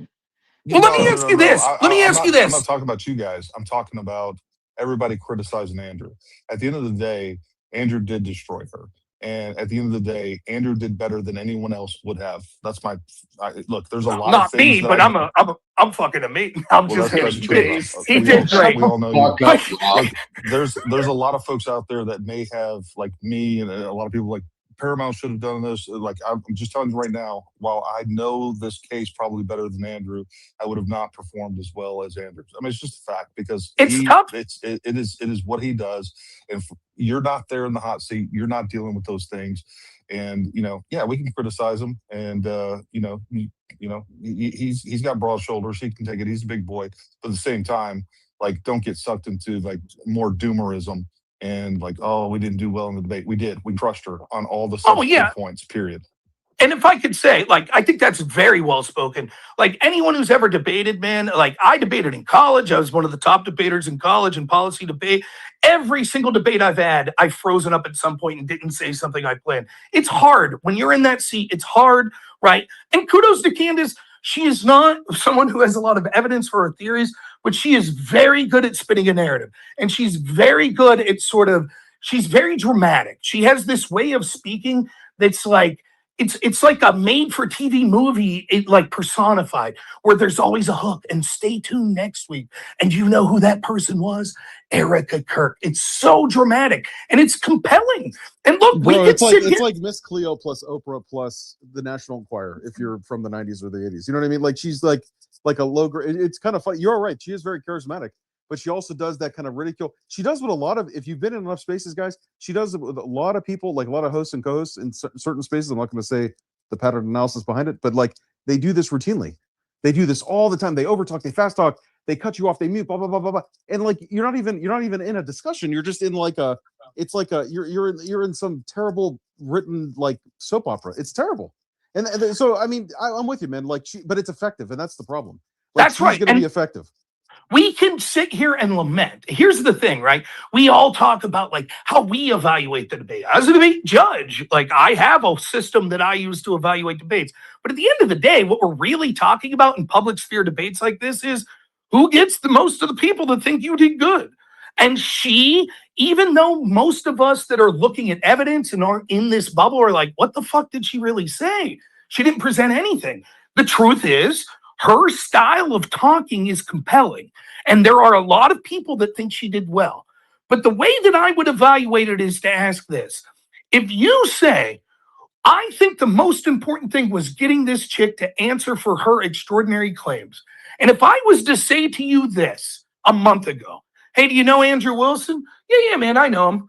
This dude is going to go on Joe Rogan and bait Candace Owens into a debate that will result in the end of this month, the Washington Times putting out an article that says Candace Owens admits she has no direct evidence that Israel killed Charlie Kirk. You would have laughed your ass off and said, not possible. And yet, that is where we're at today. And so I think that is an unmitigated victory. And that's why I say this is the high water mark. You're going to see people now that aren't afraid to attack this shit because the emperor has no clothes. They don't have evidence for these bullshit claims. This was not about convincing our side. It was not about convincing Candace's side. It's about exposing her to everybody that isn't paying attention. So say, hell yeah, Rob. That actually tuned into this, that haven't been paying as much attention, and it's going to build a coalition against this nonsense. Here's what I want to do. We're going to go to Bella real quick, and then the next person I want to I'll bring up is Raging Rigo. Go ahead, Bella. Hey, I've been listening, Mr. E and Rob. I'm not deep rooted in any of these groups. I'm kind of more logical, and I look more at the evidence. But I tend to agree more with Rob and Mr. E. Is like I think Andrew came in there having his own agenda, and he accomplished what he wanted. And Candace also had her own agenda and did exactly what she did. From my perspective, because I've looked at she fucking embarrassed herself. Well, Sorry. yeah, I agree. She embarrassed herself, but I think that she went in there solely for the money because she's got 2 defamation cases and she's begging on her website for money. 100%. It was, to me, my opinion, my 2 cents, it was all the money. She didn't say much. She talked a whole lot of a lot of words, but nothing. logical, common Bella, sense. let me interrupt you for just a moment, because the one thing that's been lost in all this is not only do I think that, Andrew did better than anyone else would, the real feat here is that he got her to the debate floor. That, like, the campaign, 100%. Paramount, it's the been 9 campaign years. that You're he's absolutely put right. on, the campaign that he's put on for like the last 4 months or whatever it's been, pressuring her, like that in of itself is the real brilliance of all this. Oh yeah, I agree with, totally. I'm on the same page. I'm just gonna pause it for a minute. I don't know if YouTube gets pissy about letting X Spaces play for too long, but anybody else find it convenient that the offer for the debate was up for, I'm not sure how long, but I know Andrew put the offer out. It's been out for a little while, and Candace, as she's stumbling on her show and her conspiracies are being unraveled by the actual evidence coming out, Andrew goes on Joe Rogan, and then Candace is like, to me, what I think is Candace used Andrew's appearance on Joe Rogan to make it seem like, oh, I had no idea who this Andrew guy was until he was on Joe Rogan. And then, like I said, as she's stumbling on her show, trying to, weave her conspiracies as they're unraveling, she takes the debate all of a sudden. That's kind of where I'm at with it. To me, I caught the same thing that Mr. E said about the murder, where she caught that. I caught that right away because, first of all, murder's murder. And not to mention that she got paid, what, $300,000, just to do it. She did it in her studio. She did sponsor ad reads. I wasn't in her chat, but God knows how many super chats she got. It's like, so really? Like, you had to be paid that much to sit in a chair, and then you don't even defend any of your claims. And when Andrew tries to get you to defend your claims, you act like that's not part of a debate when it actually is part of a debate. The state is going after aggravated murder because that's the highest, because they want the chair for him. But bottom line, it's still just plain murder. And she was trying to school him, and that's the only thing that these people are. I even called it out on my post, and that's all I've been getting is just fluff, like whatever her saying is like, oh, what, I can't understand it for you. It's like, what the hell? She's trying to be clever. Well, what this is a common debate tactic. What it is you find a nuanced thing that an average person could think's impressive, right? So like, I could cite some sort of statistic if we're having a climate change debate that's like, well, did you know that 73% of all these studies are done with less than $15,000, and 33% of studies that have more than $15,000 are considered more impressive and statistically accurate than otherwise? Wow, that sounds really good. I just made a bunch of bullshit up. Right? But there are tactics that you can employ like that. I believe what happened was, I don't think anyone fed her the answer. I think that she, during the break, discussed, we need something. Okay, ask him if he knows the specific nature of one of the charges. Now, it's a nuanced thing that sort of means nothing, but give the devil its due. It sounds good rhetorically. Andrew then falls into the trap and says, can you name all 7? Yeah, she probably talked with her team and remembered all 7 and memorized them before she walked in. Now it looks real I think impressive. that was a pre-planned gotcha. I think that Yeah, of course. That's what it was. But ask yourself this, to all the Candace people saying, this proves she cares about the case and knows about it, and Andrew doesn't. Well, I'll employ 2 facts to ask that's the case.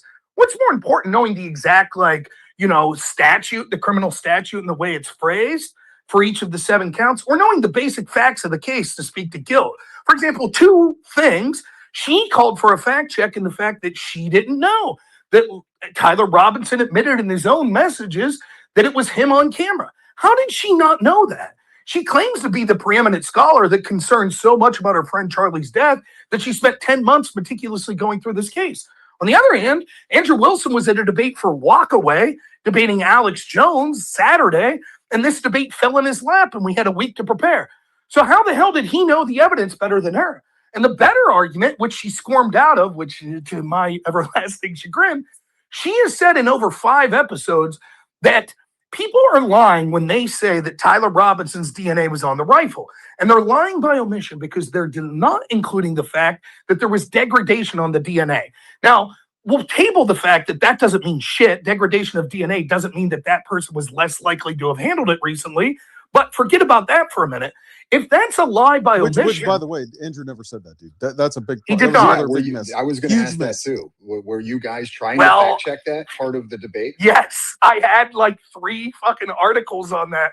But again, I want to be clear here. I am not disparaging Patrick Bet-David, nor am I disparaging Candace Owens' team. I think that it is reasonable to think from a fair referee moderator point of view, dude, I can't leave this fat dude Rob in the back put up 15 fucking articles to their one. That's fair. So you should say, hey man, Andrew should have said, Rob, bring that up. He didn't. That's a fair criticism, I think. But the point is, she says that's a lie by omission. And then in 5 episodes, including 7 days ago, said, and Lance Twiggs' DNA's on that rifle more than Tyler Robinson. Now, the reason that claim's important is she's saying she knows that it's a huge piece of evidence, that if there is physical DNA evidence on what is alleged to be the murder weapon, that's very compelling if you could prove that's the murder weapon. So she poisons the well by saying, aha, but I think he was set up by Lance Twiggs, and Lance Twiggs' DNA was on the murder weapon more. Sounds compelling, right? Only it's a lie. Lance Twiggs' DNA is not in the murder weapon. You want to know how I know that? Even though they say that there were other people's DNA on the murder weapon, they don't use Lance Twiggs' name. But when it comes to the screwdriver and the towel, they specifically mentioned Lance Twiggs' DNA on it, which would then imply reasonably to any person that would have also mentioned if he was one of the 5 people whose DNA was on the rifle. Instead, the only specific person they mentioned was Tyler Robinson's father, which makes sense. It's a family heirloom. The family would have had hands on the gun. So if she knows so much about the case that she could recite the exact 7 statutes that he was charged with, why didn't she know about the actual basic evidence? Unless she's fucking lying, because the lie is convenient. So it's one or the other. Either she knows less about the case than Andrew, who's prepped for basically a fucking week, and she's been doing it for 10 months, or she's lying. And that's what her sycophantic fans won't realize. No, 100%. But here's the problem. Excellent point. But think of the duration of explanation and the nuance it took to see through the bullshit. And this is how she's effective. This is where I'm concerned, Paramount, is that she's effective in getting, like, I hope she's not, but my concern was, man, he didn't hit hard enough. He didn't hold her feet to the fire, nor did PBD. She is now going to be more effective in that middle zone who doesn't have hard opinions one way or another on this. And that could be a problem. And it's a problem. Look, I'm not a huge fan of Erica Kirk, but like it's a problem for her. It's a problem for TPUSA. I mean, what Candace has done has been disgusting, and the grifting that's going on is disgusting. You know what I mean? It's just disgusting. It's really terrible. It's so hard. I wanted to see them like lay off of all these people because they're decent people. Like let them. Look, I just want to point out real quick for all of you content creators out there, if you didn't just cut and save that rant by Rob Noor, you're freaking wrong, because that was a good one. Rob Noor fucking killing it right now. I'm a good ranter. Smashing shit. Rob, Well, tell me that you my and brother from another mother video covering this. Hey, real quick, I want to go to Raging Rigo. Raging Rigo, go ahead, man.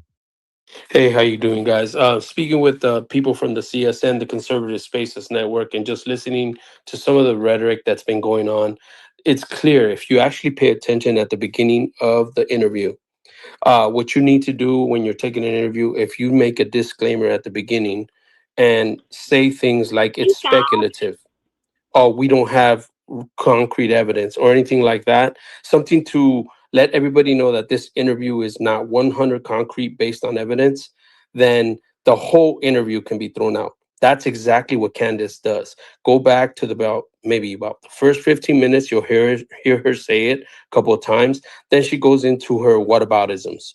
What about this? What about that? Now listen, I respect what Paramount Tactical is doing right here, and the things that have been said. And you know, you guys are pretty smart, but the main fact is this: the evidence shows this is the truth. She's doing whataboutisms. She clearly protects herself at the beginning of the interview. She also got paid $300,000. You know, the gentleman sitting across from her paid that money to have this interview. Yeah, he's going to get his money back. Yeah, he's going to do things. That doesn't matter. The point is, she has no concrete evidence, and she clearly states at the beginning that they are all speculative. If I have to go back and clip it and put them on my profile, I will. And I respect what you guys are doing here because Candace is a farce. 100%. Thank you very much. That's a great point. But what's more important? Did we Let Rom notice at the cook. beginning of this how she declined to have an opening statement, but then went on to give a 10-minute opening statement? Absolutely, bro. I was just like, what? So if I could say two things about this. First, and again, I want to be clear. Shit happens with moderation. I ultimately think PBD's a good guy. Didn't go exactly the way I wanted, but that excuse is for fucking losers. Who cares? It was good enough. That's the honest truth. But he did screw up right at the beginning. When he said that the topic was, first off, this is one of the worst worded topics you'd ever see. And it comes about as you have big streamers who are going to jostle for position and trying to get the topic worded the way they want for a debate anyways. Oh, and now put $300,000 on top of it. So now you're talking about a contract, which is completely different than the already painstaking process of negotiating a prompt. So the prompt, I thought, should simply be, there is more evidence that Tyler Robinson committed this crime than he was a patsy set up by the FBI. That seems fair. Both sides says, here's my evidence. The other side says, here's my evidence. And the audience decides who had more evidence, right? That's it. That seems fair. She didn't want to do that. First, she wanted to harp on the word overwhelming. We found a clip of her saying that she had overwhelming evidence that the FBI set him up as a zero. Right. So the point is, the topic actually in the contract is almost verbatim this. The topic is 1, there is overwhelming evidence that Tyler Robinson murdered Charlie Kirk. And 2, so a separate topic, there is overwhelming evidence that Tyler Robinson is a patsy and didn't commit the murder. That's almost verbatim. Who provided more evidence of which claim? No, you're absolutely. But here's the problem. When PBD announces the topic, he says, we are going to announce Andrew Wilson's claim. Topic 1, that there is overwhelming evidence of Tyler Robinson's guilt. And secondly, Candace's theory that he is a patsy. Wait a minute, what happened to overwhelming, right? So I think that there is a valid criticism of Andrew that in the framing of the topic, which ultimately is not very important because really we're just talking about defending claims anyways, but that Candace didn't even have one fucking argument defending her prompt. Not one. In fact, the closest she comes when we bring up the French Foreign Legion is her saying, well, this dude did message me and say the French were trying to assassinate me. Okay, did they say they were trying to assassinate Charlie? Do you have any evidence that Israel was? Do you have any evidence that Turning Point was? Do you have any evidence that Erica was? She literally is just like, watch my show, that's my opinion. That's not evidence. So if you evaluate the topic as it was written, which is, and I criticize Andrew for should have made this more clear, but if the topic is overwhelming evidence that Tyler Robinson did it, and you might say, I think Andrew rushed along. He didn't do as good a job as he could have. Totally true, because he wanted to get to that second portion. Where was one shred of evidence that Candace gave that he was a patsy? Not one. So that's the first thing to remember. The second, I'll say this real quick. A part of the debate I've seen very few people talk about, which is very illuminating, is Baron Coleman and Ian Carroll are going off about the fact that Andrew gives away the game right out of the gate where he says that he only has 75 to 85% confidence in the guilt of Tyler Robinson. Well, if you listen to what Andrew describes overwhelming as, he just says the words, quote, very convincing. For me, I would say 85% sounds very convincing to me. Now they'll say, but this isn't enough beyond reasonable doubt. But that's true. We concede. No one's arguing that you can't have reasonable doubt right now. Why? Because the state has not yet attempted to prove that he's guilty beyond a reasonable doubt. Any reasonable person could say, look, the evidence strongly looks like Tyler Robinson's guilty. But hypothetically, the defense could present an impressive defense. and be able to push back against the testimony of Lance Twiggs, etc. Candace and company are making a unique claim, though. They're not saying that they just have a reasonable doubt. Who would give a shit? They're saying, I am certain he did not commit the crime, and he is being set up, and Israel had something to do with it, and France had something to do with it, and Erica Kirk had something to do with it. That's a different claim. And so when Andrew says 75 to 85%, he never makes the claim that overwhelming means beyond a reasonable doubt. He makes the claim that it's overwhelming right now, and there's more of the trial yet to come. In fact, if you know anything about this, in the preliminary hearing, all the state has to do is give probable cause. So think about it this way. The state could say, here is a plausible theory of how this crime took place, and this man committed that crime. That's all that's necessary. The defense could say, here's 5 other plausible theories. It doesn't matter. There's still probable cause.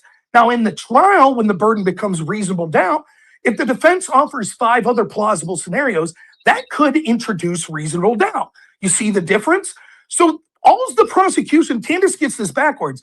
The prosecution is holding back tons of evidence. For example, they subpoenaed and got cell phone records. It says they got Google Maps records that'll be able to prove where he was. We have the testimony of the parents that hasn't been done yet, right? All of this shit is going to come out at the trial, and it's probably going to be very compelling. But you might be sitting there going, yeah, but I don't like Israel. I have a reasonable doubt. Fair enough. But do you have evidence that Israel did this? No, you don't. And here is the key. When Candace is asked, how confident are you that Tyler Robinson did this? Does anyone remember the percentage he gives? 0. 0% Now, what that means is there is no evidence ever at this point forward that could be introduced. She has made up her mind. So Andrew, who's not being hyperbolic and is being reasonable and saying, of course, I'm willing to look at new evidence. I'm willing to hear what's said in the trial before I make up a judgment, is said to have been, oh, he got beaten in the debate because he wasn't a hyperbolic asshole that just said 100%. Unlike Candace. Now, Candace says, you're willing to condemn a man to death because you're saying that he should be tried for this. No, we're saying he should be given a trial. There's probable cause. It looks very compelling he did this, but he absolutely should have his day in court. He should be allowed to defend himself from these claims. Candace, on the other hand, is condemning Erica Kirk and Mormon beekeepers and the French Foreign Legion and Turning Point USA and Andrew Colvett and Brian Harpel and the feds and Kosh Patel and the Trump administration. She is, in effect, calling them murderers with 0 fucking evidence. None. And she's absolutely certain. She says, I'm 100% convinced, she'll say in some of her videos. Now tell me, which side seems more reasonable and looking for the truth? The person who admits, I'm only 85% confident and I'm waiting to hear the trial, or the person that says, I have my theories but refuse to give you the evidence. You have to watch my show to get it. That's the fucking difference in this debate. And I know, Henry, the gentleman was talking, you're absolutely right. The average person isn't going to get that nuance, and you could blame Andrew, and you could blame me, and fuck it, blame Mystery as well. Why not? Right? But you could blame us. He's done better on that. Totally agree. Oh, it's okay. That out. What happened to innocent into presumed guilty? Like, what happened to that thing? You could be 99.9%, and that 1% changes. Brother, he confessed 4 times. What do you mean? No, raging and Rob, thank you for the remark and your excellent rants, man. You're doing great. The thing is, let me ask you a question then. In hindsight, do you feel like that was a subtle miss where he could have said, hey, look, at this point, if we going to trial, yeah, I'm in that 70, 80, whatever. But at this point, from a preliminary trial hearing, I'm 90, 95, 99, 98, whatever. Do you think he could have made a distinction there that would have been able to push back on her more effectively? Yeah, absolutely. I think that, and let me give Andrew's defense, and I want to be clear here. I have immense respect for Andrew Wilson. Whoever it was that said, I think it was you, Paramount, the real victory is getting the debate. That's it. We got the debate. Candace admitted, I don't have any evidence for my theories. That's it, man. Andrew could have pissed his pants and we'd all laughed at him and said, yeah, but we still got that shit about Candace. At the end of the day, the person, unfortunately, that's in the political sphere that really matters right now is Candace Owens. And the fact where she exposed herself today is the story. Everybody, her fucking crew could flood the zone and say, we voted in every poll and Andrew, whatever. Who gives a fuck about any of that? At the end of the day, what will be remembered is you had your chance, you ran from people debating, you demand $300,000, and you exposed yourself. But let me say this. I absolutely agree, particularly when it comes to the defense. of the state's case, Andrew could have not only issued more evidence to defend it, which he's prepared to do. I've talked to the guy at great length, but he also could have done a much better job in the framing of it. Right now, we're not designed to believe something beyond a reasonable doubt because we are supposed to be logical people. And logical people know that everyone should be allowed to robustly defend themselves in every possible way before we condemn them 100% of guilt. And we understand that our legal system is set up as such that he hasn't had that opportunity yet. For example, no, Robin, real quick. Let me jump in real quick here. You're absolutely right, and this is why PBD needed to manage things better so that they could actually get that stuff out, because it turned into a hyper filibuster, blah blah blah blah blah nonsense. Yeah, look, Miss Andrew, Cleo. we're just going in circles. We're just going in circles at this Yeah, point. Hey, look, I was gonna go ahead. You got Paramount. I like, was 20 gonna say seconds, go. something really quick. Yeah, to anybody who missed it, the guy who has been speaking was actually there at the debate. So we're getting like a behind the scenes from Andrew's team take on the debate. The thing is that you guys are all kind of like, I agree with Paramount, running around in circles. You weren't going to get more out of Who's Candace. running around in circles? She wasn't going to incriminate herself anymore. No matter, She could even answer if questions without incriminating herself. What are you talking about? Yeah, She cleared herself at the beginning. I try to explain this to you guys. She cleared herself at the beginning so that everything she said after that was fiction. At all. But look, what did he said this week on the Crucible today? Andrew said something about releasing the emails and the text this week. Look, you're right. Andrew did a phenomenal job. And the thing to say about it is this, right? It's so hard when you're in there and she's still about what, like, put yourself in this position. What was Andrew supposed to do? Be like, excuse me, Maud, can you oh, Andrew, little piss pants Andrew, getting bullied by a woman, had to beg to the Maud to get time. Oh, look at that. Look at the little fucking baby. When he can't just, you see the problem? So when you find yourself, and it's, look, I'm a sort of classically trained college debater. It is the biggest struggle I deal with in online debates. I still don't have an answer to what happens if your opponent just fucking filibusters and the mod lets it go. There's no right answer. If you complain to the mod, you're an asshole. If you let it go, people are like, Rob, that's why it should have been Rachel, man. That's what I'm saying. It should have been Rachel. Well, all right. All right. Look, here's what I want to do. I want to go to Sinful Smalls. Rachel was making dinner. Go ahead, bud. Nah, yeah, I just want to push back on the idea that because Candace spoke more, that the average person is going to trust more of what Candace has to say. It's not about how much you have to say; it's about what you have to say. And she had nothing to say. Just a few things. Patrick himself, asked outright with Candace. So, is there anything that would lead you to believe that Tyler did it? And she just went on for like 5-10 fucking minutes just talking about nothing. She didn't give a yes or no. And then right after that, Patrick said, okay, again, is there anything? Still didn't want to answer the question. How did Andrew answer it? I'm sorry? How did Andrew answer it? Do you remember? Yeah, there's only like 3 minutes left, so it's going to like... I'll tell you. He said, Andrew, what would it take for you to believe it? He said, compelling evidence. Yeah. See the difference? No, I'm not. See someone. No, I'm agreeing with you. That's the difference. Andrew is actually a good faith interlocutor that's like, of course, I'm willing to look at evidence. That's what I'm asking for. So I agree with you. I'm sorry for interrupting. I agree with you 100%. No, you're fine. No, you're good. And also with the TPUSA, Andrew challenges her right off the bat later on, saying, "Hey, well, you've accused TPUSA, Erica, that they're complicit in some way in Charlie's murder. Where's your evidence? Where do you?" And then she clams up and says, "Well, my lawyers said I can't talk about that." Well, why not? It's the truth, right? You have evidence, surely. I mean, if the average person can't understand that, how that's fucking retarded, like I try really hard on these spaces not to fucking be such a dick. I'm already a dick enough, really. It's probably got me mass reported and got me shadow banned. It shows, yeah. You know what? I genuinely don't fucking care anymore, because if the average person thinks, oh, well, because she talked more, I looked it up just a little bit ago. Trump only spoke 5 minutes more than Joe Biden did in their last debate before he fucking dropped out. Only 5 minutes. People would think, oh, no reply. That's interesting. decent debate. No, it was fucking terrible, and Joe dropped out like a month later. So, you know, it really doesn't matter who talks more, who does whatever. It's about what you have to say. Can you, you know, defend the prompt that is given to you both? And she couldn't do it. None of it. Yeah, It was and just a look, total fucking surrender. I think a And lot of that's people that. see that she was just freaking, Right? you know, filibustering the whole time. We all saw her talk in circles. Again, it's the objective, reasonable people that are minds are going to be influenced by this, not the candidates, not the idiots out there, not the people that are invested in this and that are, you know, pushing this nonsense and grifting off of it. They're going to defend her no matter what she did. She could have come out and just said, "Hey, you know what? You know what? Tyler did it," and it wouldn't change any. Like she, number one, she would flip flop the next day, just like she did after her meeting with Eric Kirk. You know, so that's where we're at. Well, listen, folks, I gotta go to bed. I Yeah, gotta go to bed. that This was was great talk. it. Big shout out and thank you to Mr. E for coming on, as well as Rob.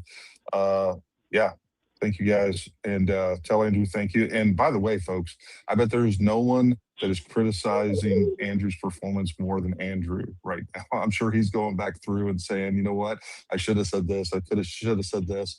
That's just part of it, and we all do that. But the fact is like we won today. This was a big win, and I do think this is going to be one of those moments where we see that there is a big turning point, pun intended, in this whole thing, because these people have to be exposed. And the way that we make sure that we capitalize on the momentum that we have is you guys get out there, cut all these clips up, share them.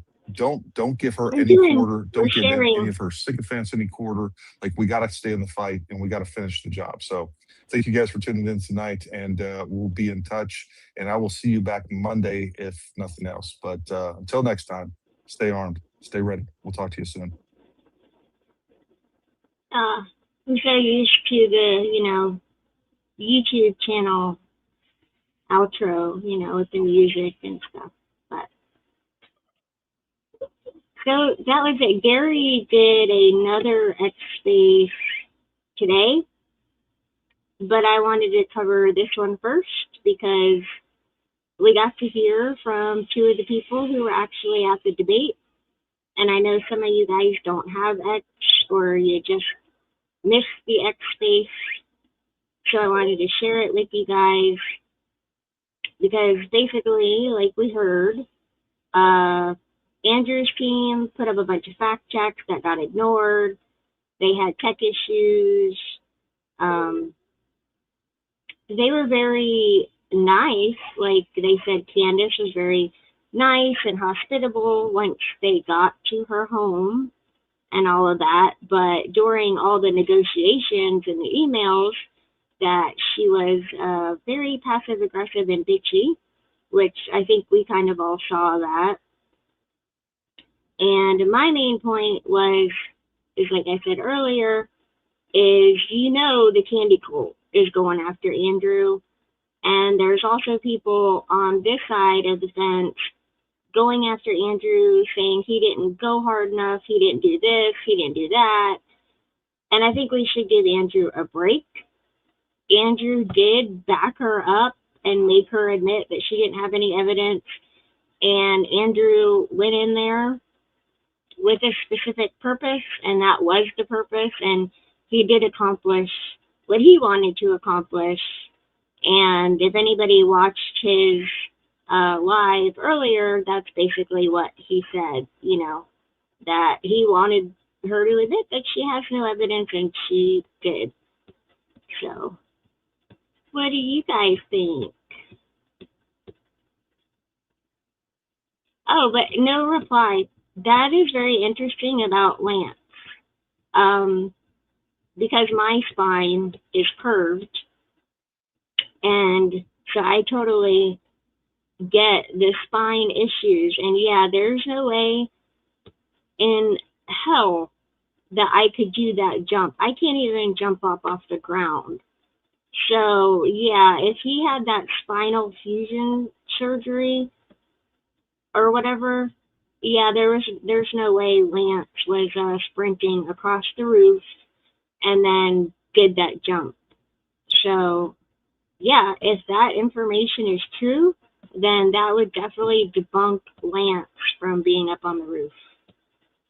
So that's interesting.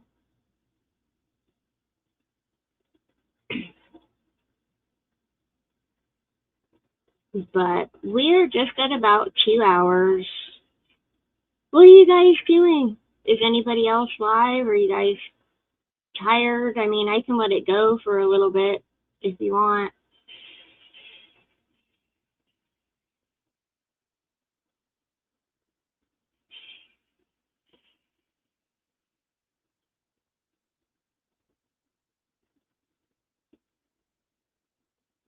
Here.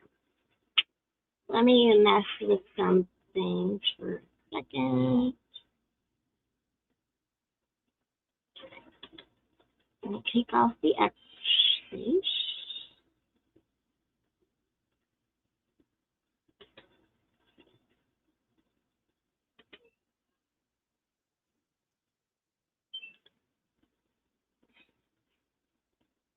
I can't see.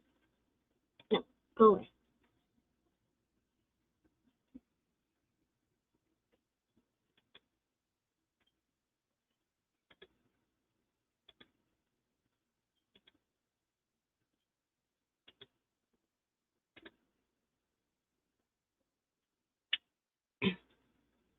I'm gonna play the music video, and then you guys let me know. I'm gonna go grab a drink. You guys let me know if you want me to leave it running for a little bit. And I will be right back.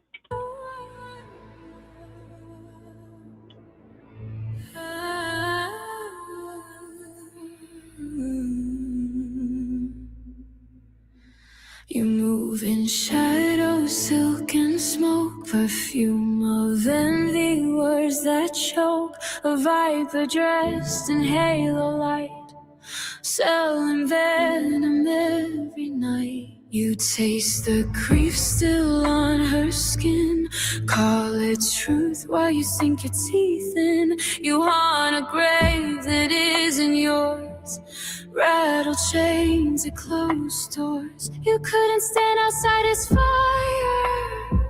you wanted worship, not desire. Now all that's left is ash and name, so you play God with borrowed flame. You are a demon, a cold-hearted witch, exploit a widow for clicks. You sharpen your teeth on a headline fix, exploit a widow for clicks. You couldn't have him when he breathed, so you destroy the love he leaves. You dance on bones and lipstick red, fighting a ghost in a broken bed. You build your throne from shattered dreams, twist everything into a now, rewrite the past with poison ink, watch the faithful start to sink. You wanted to be the chosen one, crown of fire, the only sun, but you were orbit, never star, so you wage war from afar. Obsession dressed as righteousness, jealousy in a black silk blouse. You call it justice, call it proof, but it's hunger clawing at the root. You are a demon, a cold-hearted witch, exploit a widow for clicks. You trade in sorrow, stitch by stitch, exploit a widow for clicks. You couldn't break him when he stood, so you desecrate what's good. You whisper lies in candlelight, pray for chaos every night. Did you think the grave would answer you? Did you think the silence would crown you? You scream at a headstone, begging it to speak, but the earth stays loyal to the meek. Love doesn't rot the way you do. It dies and fade when cut into. It lives in eyes you can't erase. is in every line of her face. You are a demon, a cold-hearted witch. Exploit a widow for clicks, feeding your fame with a funeral pitch. Exploit a widow for clicks. You couldn't have him in the light, so you drag his memory through the night. But legacy burns where you can't reach. No curse you cast can bleach the truth you'll never stitch.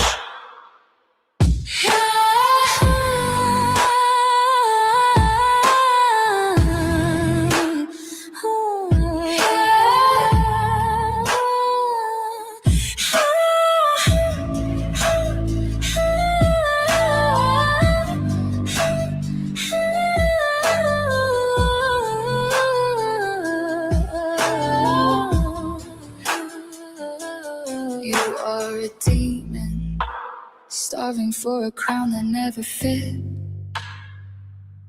You are a demon, and love is something you'll never get.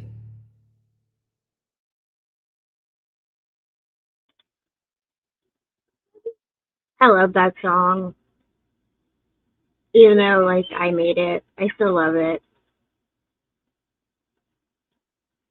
It's, like, so fitting. Like, some of the lyrics actually, like, almost became, like, prophetic. Because I put that song out, like, months ago. And, like, the one about, like, her, I can't remember right off the top of my head, but there's quite a few lyrics that her actions since the song has been put out are even more true than they were when the song was originally written.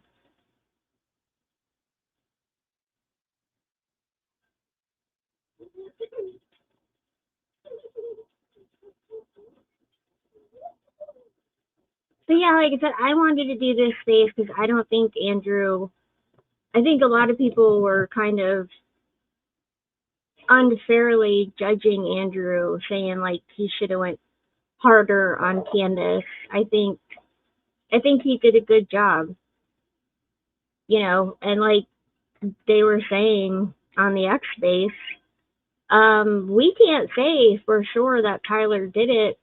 I mean, we can kind of by looking at the evidence, but he still has the right to a trial. So when Andrew says that he's 85% sure that Tyler did it, that's realistic. But Candace saying 0%, she's being unrealistic in her views. So, like, Candace is just, I think Candace is so far into Lululand that she just can't come back.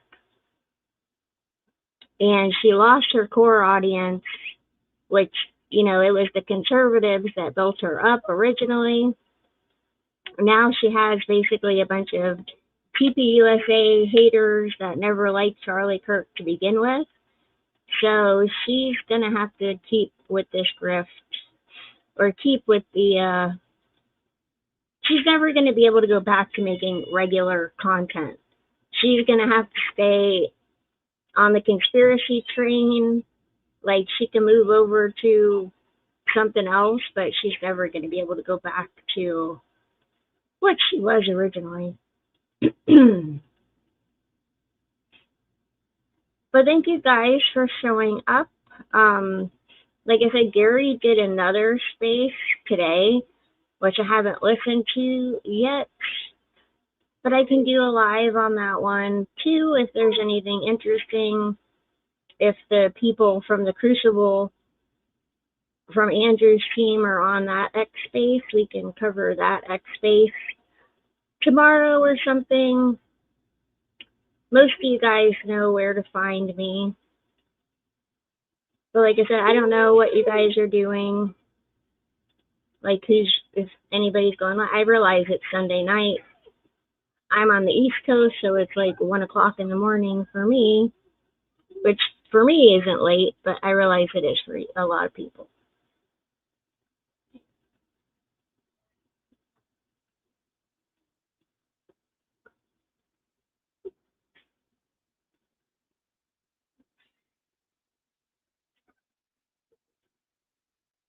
Yeah, I think Candace is. I wouldn't be surprised if we wake up one day and we just find out Candace took off to Russia.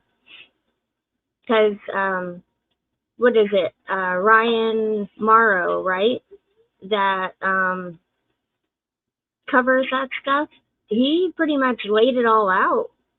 Like how, she went over there and now, first of all, she didn't go into a level 4 war zone being pregnant because she was pregnant then, even though she hadn't announced it, because that's Candace, that's how she does it. Candace always waits till she's 4 or 5 months before she actually announces it. So she went to Russia, a level 4, security threat, pregnant with at least 2 of her babies. Even a demon like her isn't going to do that without some kind of security guarantee from somebody very high in the Russian government. So, and then of course, she ended up speaking at basically their version of, the economic forum. So, yeah, it looks like she was, cozying up to Russia. And then, of course, she likes to accuse all of us of doing propaganda tours. Did anybody see her X account about, oh, look how great Russia is. Russia is so beautiful. Basically saying, like, Russia is better than the United States, but she was leaving out all of the bad parts about Russia, which I am no expert in foreign politics or foreign affairs, but I know in Russia, you do not have the same freedoms that you have here. There are many freedoms that you do not have. And she kind of just ignored all that and was like, oh, look at the beautiful churches and oh, look how clean it is. Well, yeah, that's great, but if you can't pick where you want to go to church without getting in trouble, that's kind of a problem.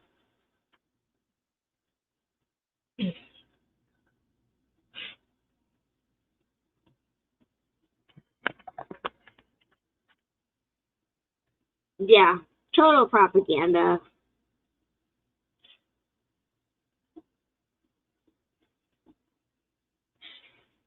Thank you, Sav. Thank you for showing up.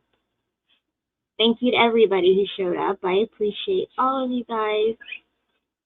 I love all of you, especially our little group, our little community, where we jump around all the live streams. But, like, at this point, I'm more of a viewer than a content creator. I have spent way more hours in the chat than I have behind the camera. And I know I wasn't the only one that kind of felt like Andrew was getting kind of beat up on. Oh, no worries, Sabs. I'm just glad you made it at all. It was really kind of the end where that one guy was talking. But that whole X Space is actually like over 3 hours long. We did about an hour and 45 minutes of it, except the parts that I skipped over, which weren't really relevant. I wanted you guys to hear from the 2 men who were in the X Space who were at the debate. That's what I wanted you guys to hear. Because when I heard from them, it kind of, I already thought that Andrew did a pretty good job, but after I heard from them, then I was more convinced. And that's the part that I really wanted to share with you guys. And that's why we listened to basically the last hour. We listened to the last hour and 45 minutes of that X Space, which was the X Space that was done by Paramount Tactical last night, like the night after the debate.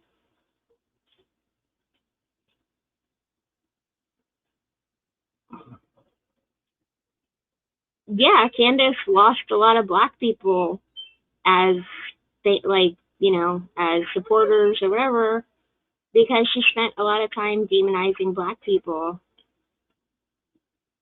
Hey, Nikki 4A, everybody was looking for you, girl. I know, we found out about Hayden, and that is so sad. Actually, you know what? Do you guys want to have a moment of silence and prayers for Hayden?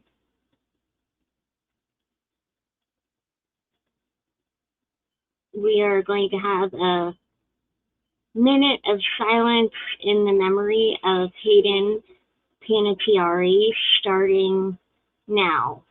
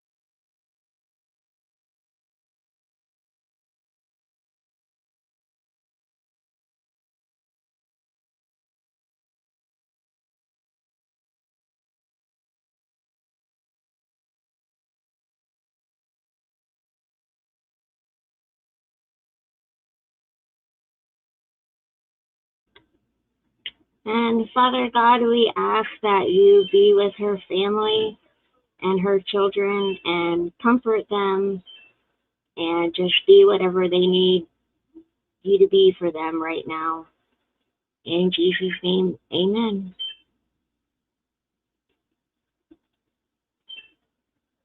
And that's really sad. Like, I don't know for sure if she had kids, but I'm pretty sure she did. She was only 36. So I'd imagine if she did have children, they're kind of probably still young.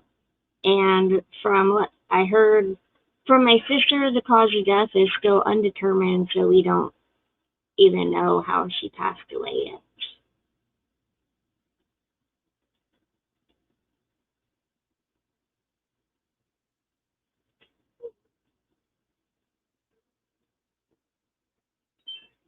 Man, here goes my nose.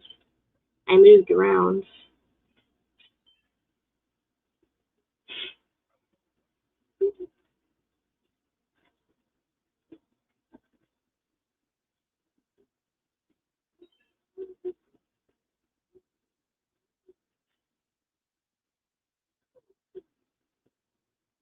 Yeah, rest in peace. Yeah.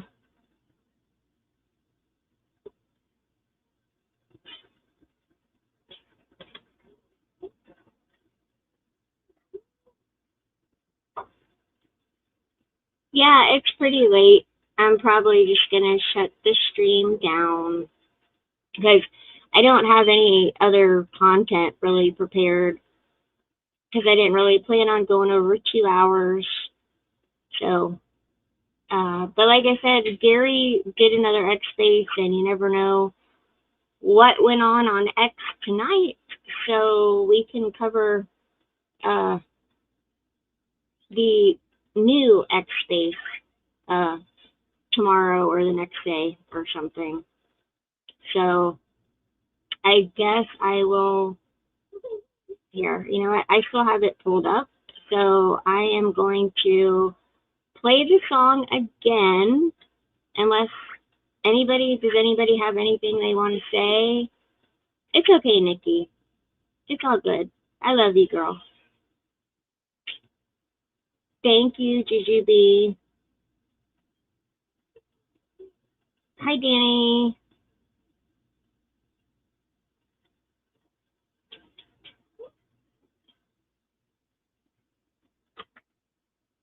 But I'm glad all of you guys showed up. It means a lot to me.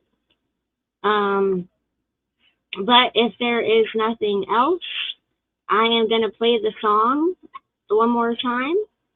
And then when the song's over, I'll just cut the stream.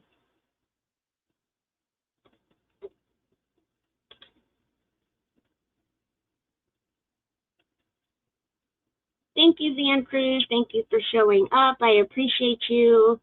I appreciate all of you. Like I said, you know, my channel's very small, so I still see everything. I still see all of you. And I will try and keep seeing all of you as long as I can. Because, of course, you want the channel to grow, but I always want to be close to the audience. And I have no desire to be giant. I just, everybody wants to grow, but, whatever. Okay. Okay, everybody, thank you for coming. Thank you for hanging out with me. I am going to play the song. Everybody have a good night. God bless. I love you, and I will talk to you again very soon.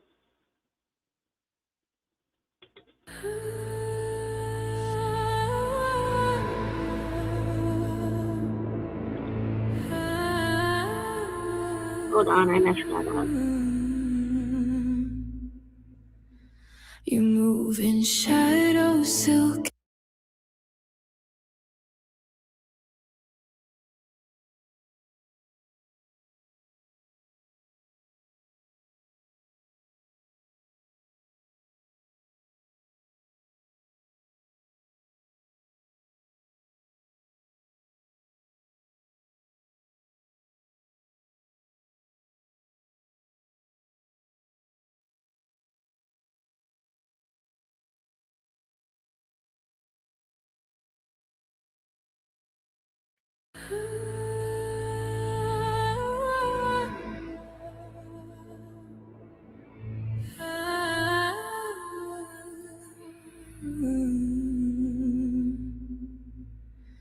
You move in shadow, silk and smoke, perfume of envy, words that choke, a viper dressed in halo light, selling venom every night. You taste the grief still on her skin, call it truth while you sink your teeth in. You want a grave that isn't yours, rattle chains and closed doors. You couldn't stand outside his fire.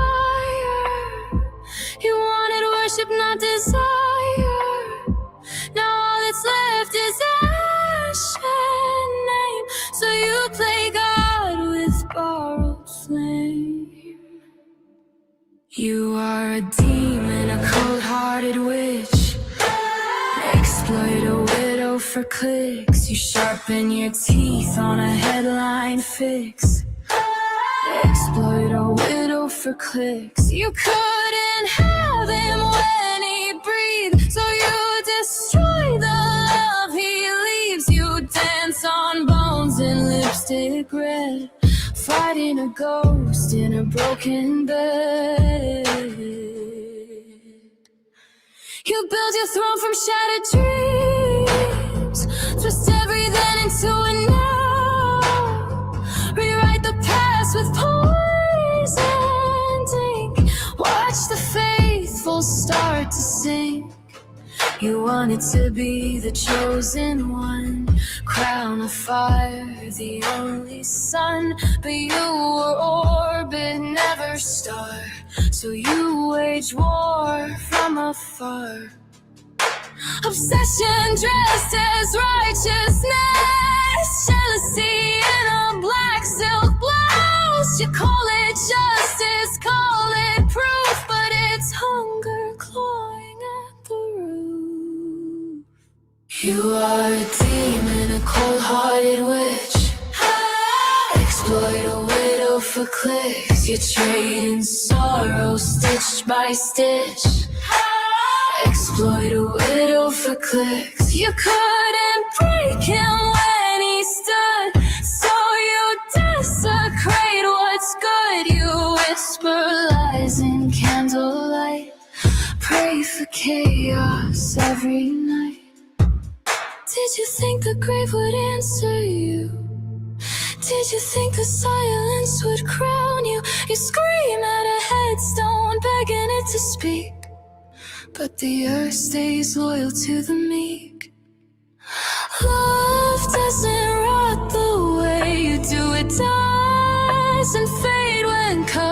to, it lives in eyes you can't erase, in every line of her face.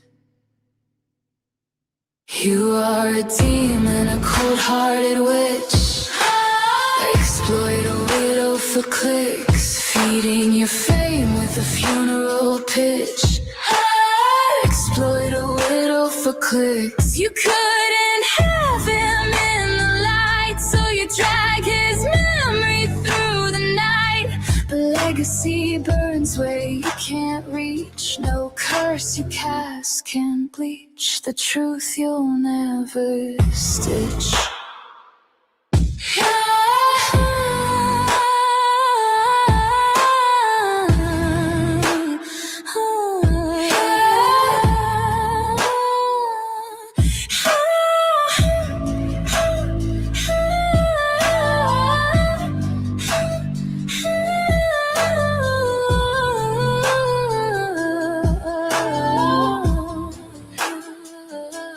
You are a demon, starving for a crown that never fit. You are a demon, and love is something you'll never get.